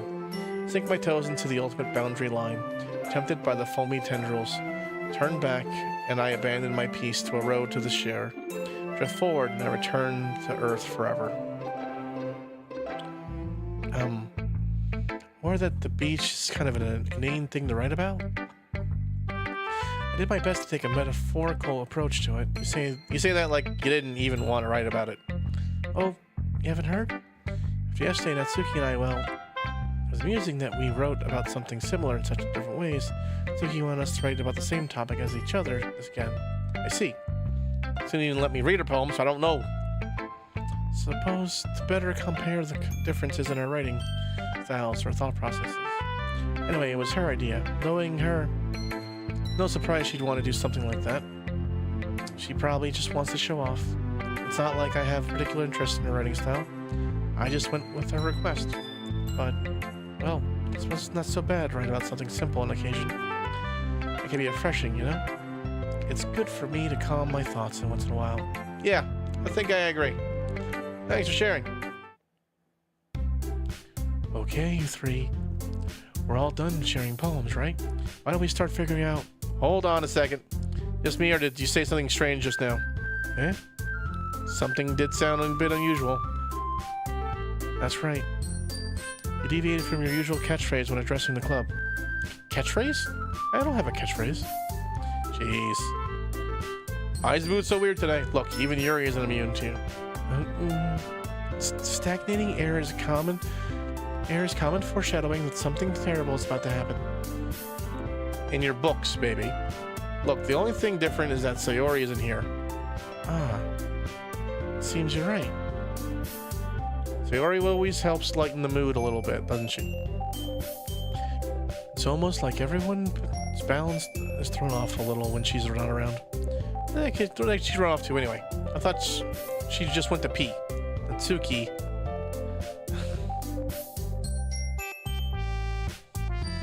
Natsuki, please show some decency. Oh, come on. She actually wasn't feeling too well, so she went home early. Is that so? I hope she's alright. Seriously? All the times to not go home with her, you pick the time she's not feeling well?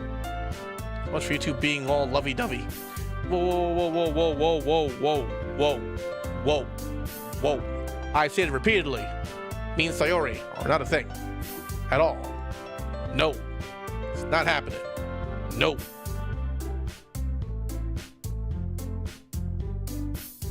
First of all, stop misunderstanding my friendship with Sayori. Good, good. Slam that hammer down. Second, she's kind of been avoiding me today, so I didn't want to force it. Ooh. Here's the expression coming from Yuri of all people. Calm down, guys. I talked to her earlier. Everything is fine. What did she say? Anyway, we need to figure out the rest of the festival preparations, so decide what everyone will be doing this weekend. I already know what I'm doing. That's right. So you will be making cupcakes. We might need a lot of them and different flavors. Can you handle that all by yourself, Natsuki? Challenge accepted. And as for myself, I'm going to be printing and assembling all the poetry pamphlets. Sayori will be helping me design them. And as for Yuri, you can, guys, can you help me come up with something for Yuri? I'm useless. No. That's not it.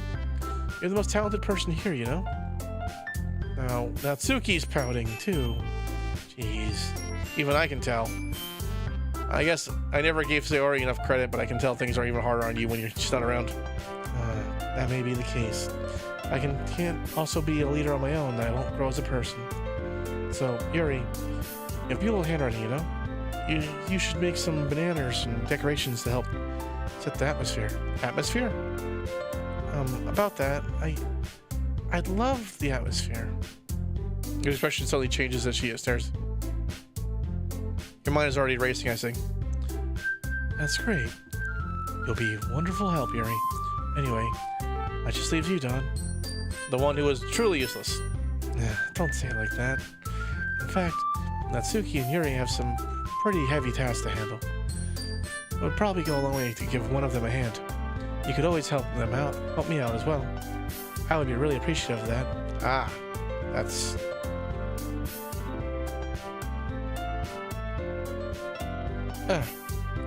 I suppose I wouldn't mind a bit of help. Even if you don't know how to bake, there's always some ready work I can give you. Like Monika's going to give me a choice. Suki tries to mumble a bunch of excuses like that. If I recall, Natsuki, you mentioned that you would like to handle the baking on your own. Don may not like to be around if you only make him out to be a nuisance. So therefore, he may be more suited to assisting me with the decorations. Okay. Hold on, I never said that. How hard could it be to make a few decorations anyway? Sounds more like you're just making an excuse for Don to... Yes. Yes. Yes. Good. Yes. Love me. What are you saying? It will be extremely meticulous work. And baking isn't? Just what do you think? Guys, let's settle down for a moment. In the end, I think it's up to Don to decide to how he'd like to contribute. Besides, he hasn't really gotten the chance to spend any time with me yet, you know? Sure, he's interested in... You literally just said. I'm surprised as well. Sorry. I was just saying, though. Jeez. We just settled this already? Yeah. Don, you're okay with this, right? In the end, this is up to you. Of course. In that case, everyone look straight at me. I am going to save. And we're going to go with Yuri. Are you serious? Why would you... Natsuki, I can already tell you're about to say something mean. No. I was just saying. So you'll be helping Yuri then, Don? Yeah, that's what I'm going to do. I'm glad. I have a bad habit of overthinking these sort of things, so I think your assistance will be very useful. Exactly. She needs my help because she thinks too much. And I can make her stop thinking with the power of being a man. A simple man. Simple needs. Like getting Daddy a beer. Yeah, Yuri should get Daddy a beer. That's great to hear. Natsuki, will you be able to handle the baking yourself? I mean, yeah. I already said I would be fine. Okay. I'm gonna tell Natsuki's feeling a little sour. So, is that everything we need? That should be about it. You guys excited? Excited might not be the right word. I suppose I'm looking forward to it a little bit. Do you feel the same way, Don? Me? I guess you could say I'm interested in seeing how this all turn out. That's good enough for me. What about you, Natsuki? Natsuki? What? Why is everyone yelling at me? I didn't even do anything. No, that's not what I mean. Harry actually glanced between everyone in the room. I'm sorry for this. I don't really know why Don picked me. You know why. Cupcakes are the best cupcakes in the world. Yes, they're very nice cupcakes. I'm sure they're very delicious. I'm sure I would love having my mouth on her cupcakes, but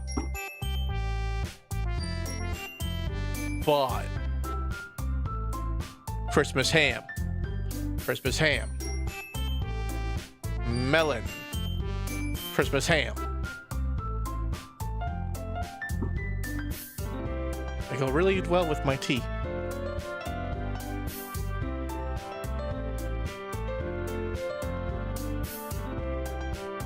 Nothing that I do for the event will compare to that, so I get it. Kind of surprised, though. Why? Well, I'm the one acting immature. I already know that. But you're trying to cheer me up all of a sudden. I know I'm not very good at it. Sorry if I did something bad.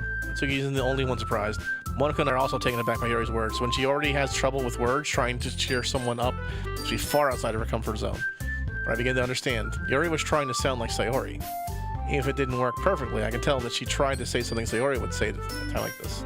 Sayori always helps everyone smile, feel good about themselves. No, kind of appreciate it. I'm sorry for making a big deal of nothing. I'm gonna say this. You better bet that my cupcake's gonna be the best part of the whole event. I believe you. Yeah. I hope you see everyone do their best. But with that, there's nothing more for today. So I guess it's time for us to head out. Alright, let's get out of here then. One packs up their things. I start to follow Monica and Natsuki out the door as they chat between each other. I turn around. Sorry. I realized I don't have any way of contacting you this weekend. Oh, right. Right. I can't believe that slipped my mind. Should I give you my phone number? I think that would be the best way, yes. Alright then. Yuri and I exchange phone numbers. Okay. And I'll be stopping by your house on Sunday. Eh? My house? Is that a problem? Not at all. I just thought I would be the one going to your house since I'm the one helping you. I suppose that makes sense, but if you don't mind, I think I would prefer going to your house. Alright. In that case, it won't be a problem. Decided not to press Yuri for a reason. It's not like it should matter much either way. So I'll just need to make sure my room is clean. I managed to make myself useful in some way. Don't underestimate yourself, Don. I think that we'll make a very productive team. Even if you only chose me because you felt bad or something. Wait. You don't actually think that, do you? I don't know. Difficult to come up with any other reason you may have chosen me. Forgetting the one reason with the most common sense. I chose to help you because that's what I want to do. But Yuri thinks to herself with an extremely tense expression. You're overthinking this. You wanted me to point out when you're overthinking, right? Eh? I didn't realize. I'm telling you, I want to. That's all there is to it. You believe me? Yuri thinks really hard again. She looks straight into my eyes for a long time. I believe you. As if it took her tremendous effort, Yuri finally says that and relaxes her expression. And I'm really looking forward to a Sunday. Yeah. I am too. In exchange, I make my way out the door and Yuri follows. Can't believe this. Yuri's going to be coming all the way to my house on Sunday. My anxiety shoots to the roost, even though I've gotten pretty used to handling her at this point. No telling what might end up happening when we're outside of school. More than that, she told me that she was looking forward to it. Is this the chance I have to make something happen between us? Or is it too early for that? Only time will tell. But until then, I won't be able to take my mind off of it. Seriously can't wait. It's already Sunday. I've been getting increasingly anxious about Yuri's upcoming visit. I keep telling myself there's no reason to be nervous, but it doesn't help much. Yuri's clearly an introvert and also an intimate person in general. There's no doubt that she'll open up a little bit when it's just the two of us. Meanwhile, we've been texting occasionally. She was extremely apprehensive at first, but it was long before she was already learning more about her. Putting Yuri aside, I haven't heard a thing from Sayori since she left the club earlier the other day. Like we text each other all the time or anything, but I've been really worried about her in the back of my mind. Between what Sayori said and what Monica said, is it really okay for me to put Sayori's feeling aside when she might need me? I decided to visit Sayori before Yuri comes over. Rather than asking, I simply tell her I'm coming over, much like we've done in the past. Once I reach Sayori's house, I knock on the door for entering myself. Again, we used to play so often that we've made it our habit of simply entering each other's home. The house is quiet. Sayori isn't anywhere on the first floor, so I assume she's up in her room. It's already strange of her not to run down and greet me. Head up to her bedroom, where I finally find her. Sayori? Hi, Don. I sit down on her floor. Sayori forces the file, but it's easy to tell she's different. There's a minute of silence between us. I'm Haven't come over like this in a long time, have you? Guess you're right. It's been a while. Not much has changed, has it? Harry's room is as messy as it always is. I also recognize the same stuffed animals and wall decorations that she's had for years now. If you came over more often, it wouldn't be such a mess. Because I end up cleaning it for you. How come you suddenly wanted to come over today? Aren't you supposed to see Yuri today? Yeah, but wait, how did you know about that? Sayori had already left by the time we decided the last meeting. Monica told me. It's only natural for her to keep me informed about the festival preparations, right? That's true. What about you? Aren't you getting to help Monica today? Of course. I'm just helping her online. We didn't plan to meet up or anything. Ah, so just me and Yuri then. Yep. There's more silence between us. Sayori stares in a random direction. Everything about her behavior is really uncharacteristic. Finally get to the point. I just wanted to see how you were doing. After you left Friday, when something's wrong, you can't hide it from me. I know you too well. So, Sayori smiles, shaking her head. It's no good, John. Eh? Why can't it just be like it's always been? This is all my fault. I didn't get so weak and accidentally express my feelings. I didn't make that stupid mistake. You wouldn't have been worried about me at all. You wouldn't have come over. You wouldn't have been thinking about me right now. This is just my punishment, isn't it? Getting punished for being so selfish. I think that's why the world decided to have you come over today. It just wants to torture me. Sayori, what on earth are you saying? Are you listening to yourself right now?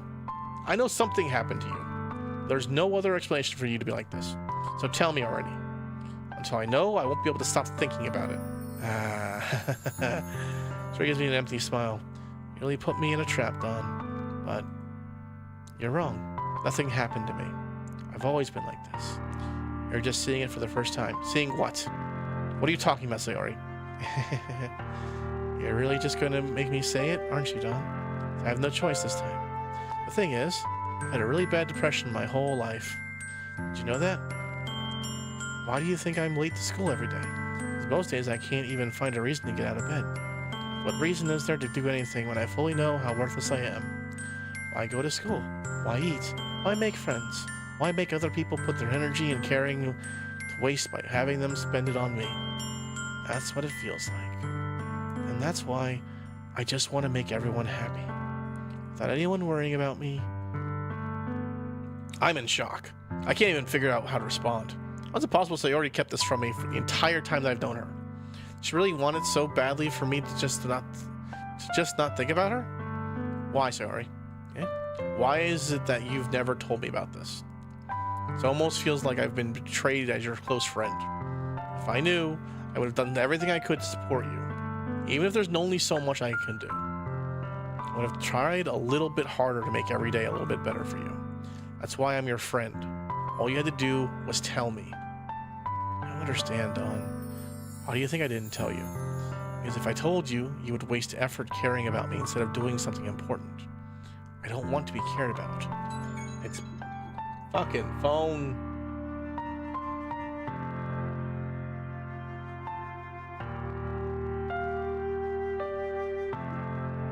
It's bittersweet when people try to care about me. It feels nice sometimes.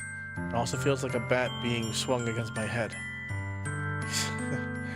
That's why I want so badly for you to make friends with everyone else. Helping everyone be happy together is the best thing for me. But then I discovered something else too. Seeing you make friends and get closer for everyone in the club feels like a spear going through my heart. So that's why I decided the world just wasn't to torture me. Every path leads to nothing but hurt. You're right. I don't understand. I don't understand your feelings at all, Sayori. I don't need to understand. Whatever it takes for me to help you stop hurting. That's what I'll do. No, Dawn. There's nothing. Nothing at all. The only thing that could have helped is if everything could be like it always was. I was selfish. I finally showed you what a horrible person I am. Tears streaked down Sayori's face. I made you join the literature club because I was selfish. I was punished by my heart hurting in a way that I couldn't understand.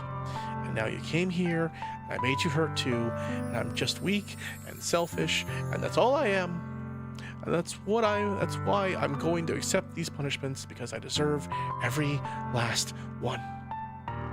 Without thinking, I was going to grab Sayori's shoulders. This time I pull her into a tight embrace.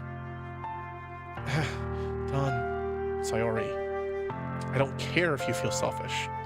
I'm really happy that you convinced me to join the club. Seeing you every day makes it worthwhile enough. I make friends with everyone else. That's just a bonus. But please, never underestimate how much I care about you. I wouldn't have it any other way. Don. Sayori isn't hugging back. At my arms being wrapped around her, Sayori's arms remain at her sides. She starts sobbing next to my ear. No, don't do this to me. Please don't do this, Don. Sayori barely manages to speak between her sobs. I don't know if I'm doing the right thing, but all I want is for her to know that I care. If you have it in you to call yourself selfish, you have to let me be selfish too. No matter what it takes, I'll figure out what needs to be changed. I'll make those feelings go away. If there's anything that you need me to do, you better tell me. I'll get mad at you if you don't. I don't know. Gently, Sayori finally puts her arms around me in turn. I don't know anything. It's all really scary. I don't understand any of my feelings, Don. The only time I'm not feeling nothing is when I'm feeling pain. But your hugs are so warm, and that's really scary too. Sayori lets me go. When she does this, I let her go as well. As full as tomorrow. Yeah. It's going to be fun, alright? Yeah. How would you like for me to spend it all day with you? That's what I want.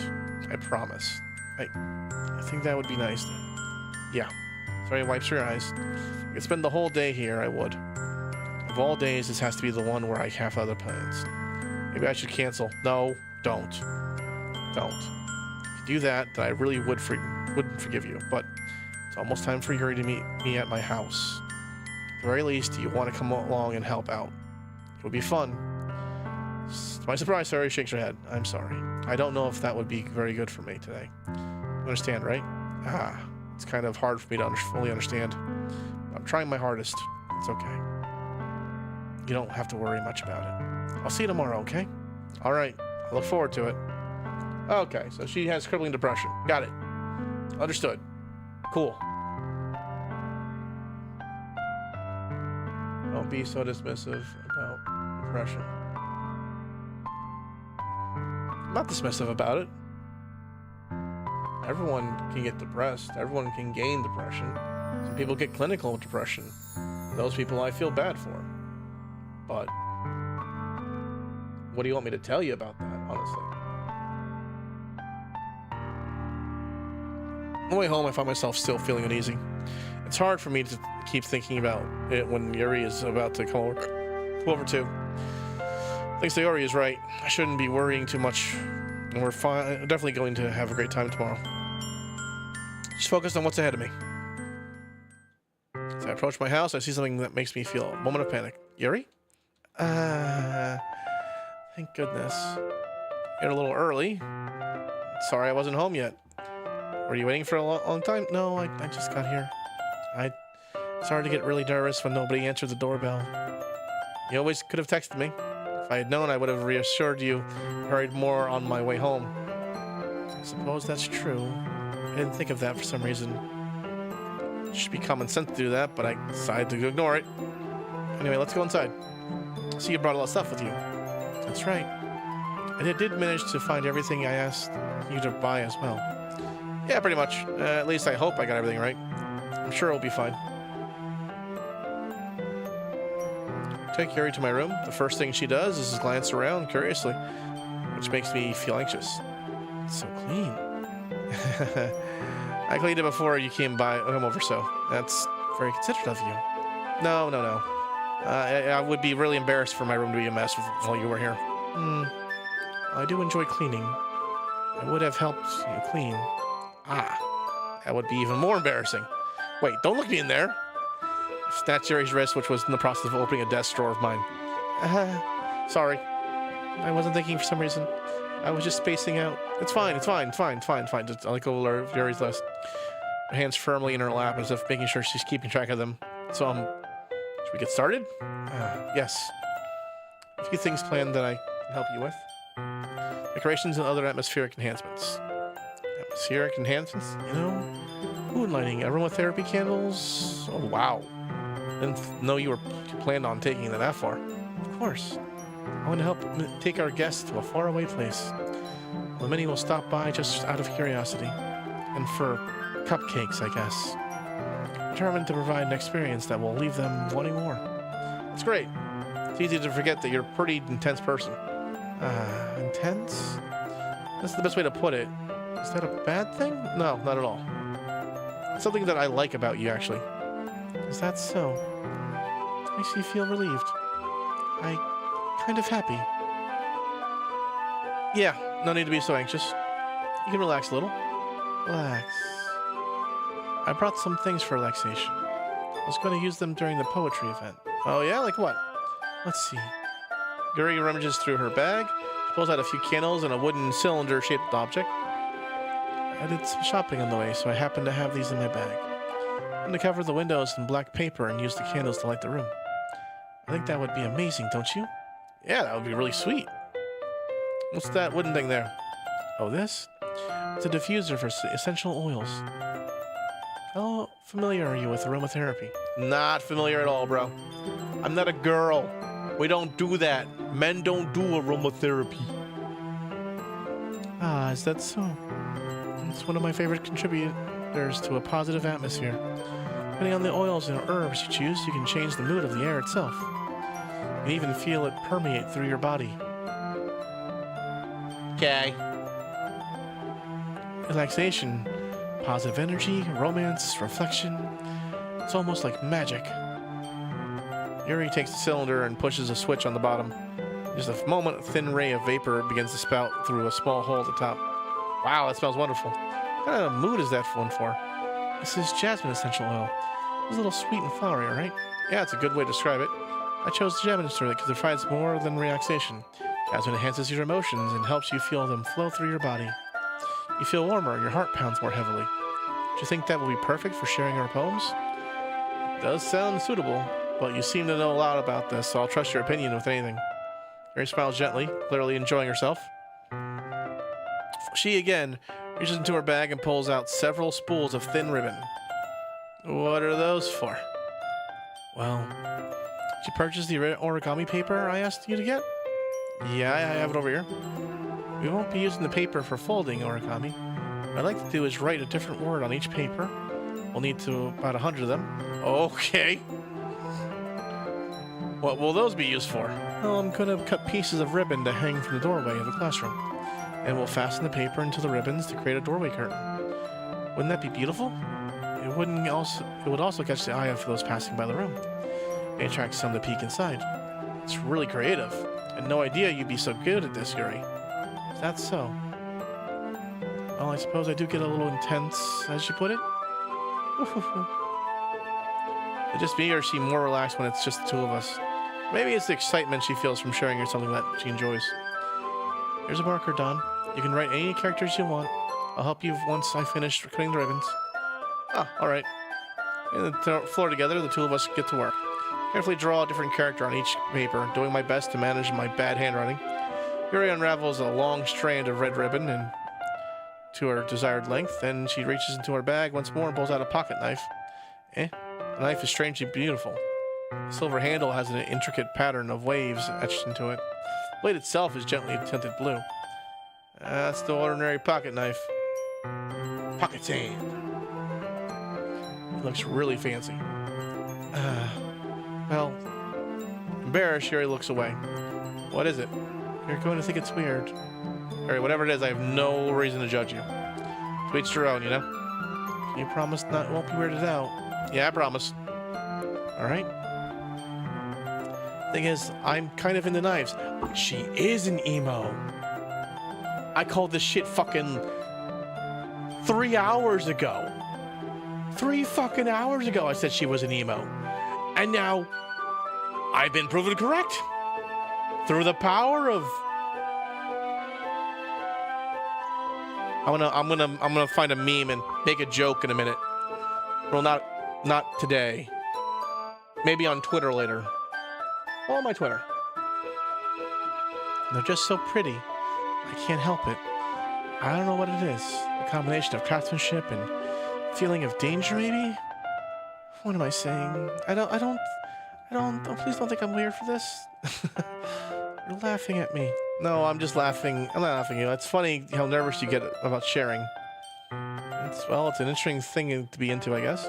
I think it kind of suits you.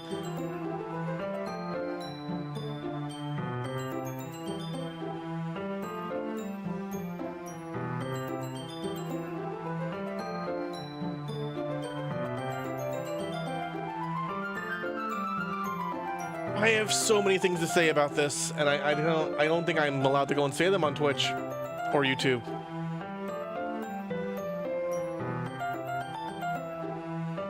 Suits me? Yeah, it's kind of intense. So, it's a really cool looking knife, I can't deny that. It is, isn't it? Very relaxes her expression once again. Like to hold it? Sure, I'll check it out. Very carefully hands me the knife with the handle facing me. I take it and turn it around in my hand. Feels heavy and extremely solid. Where do you even get a knife like this? Curious of its shape, I feel the point of the knife with my index finger. Ow! Dawn! Why did you do that? I didn't expect it to be that sharp. I barely touched it. It's my fault. I should have warned you. This knife is extremely sharp.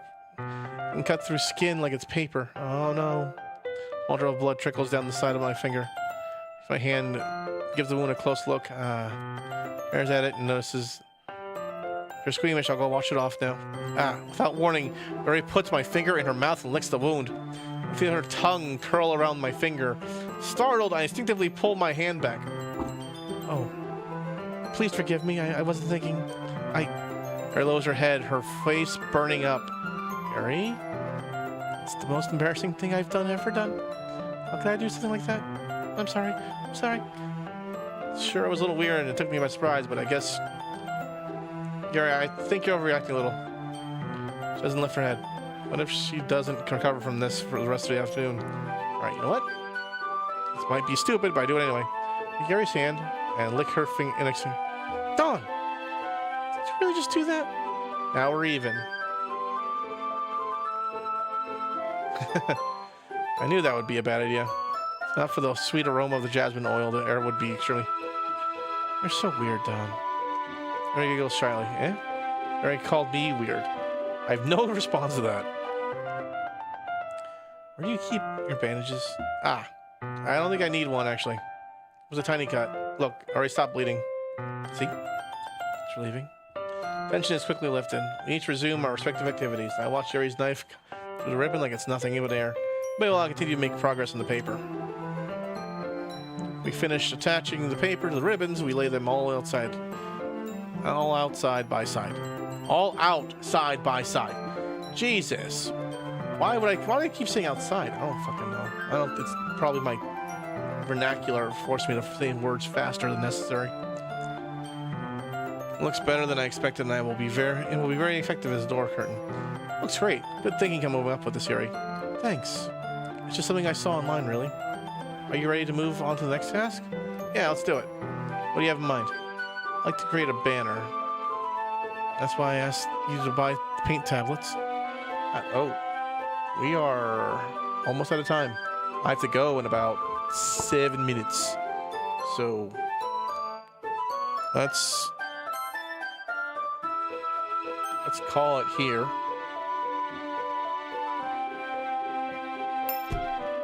That's not what I wanted to hit.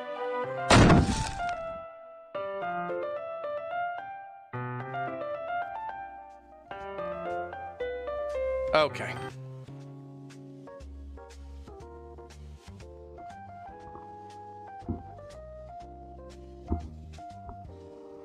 All right. So we will continue this tomorrow at 10. We'll do that for about 3 hours. Hopefully we can finish Doki Doki Literature Club in one sitting. I'm hoping we can. I'm hoping. I think we're almost done. I don't fucking know. I assume the festival is like the big end point of the game. And I think we're almost there. But we will be finishing up this right here. Let me see who I can raid out to. Who is awake at this time of night? No one I know generally. Let's see here.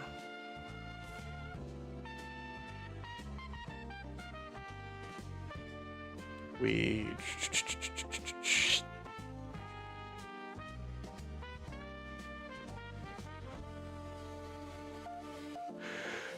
No one I really know.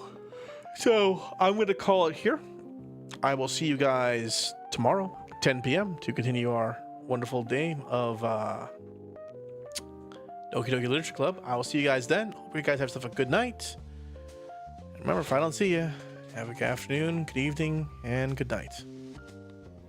But every super chat, every raid that came through felt like Sunday dinner when the whole crew's watching you. So the stream is over. Yeah, the stream is over. Turn the lights down low. Let the credits roll.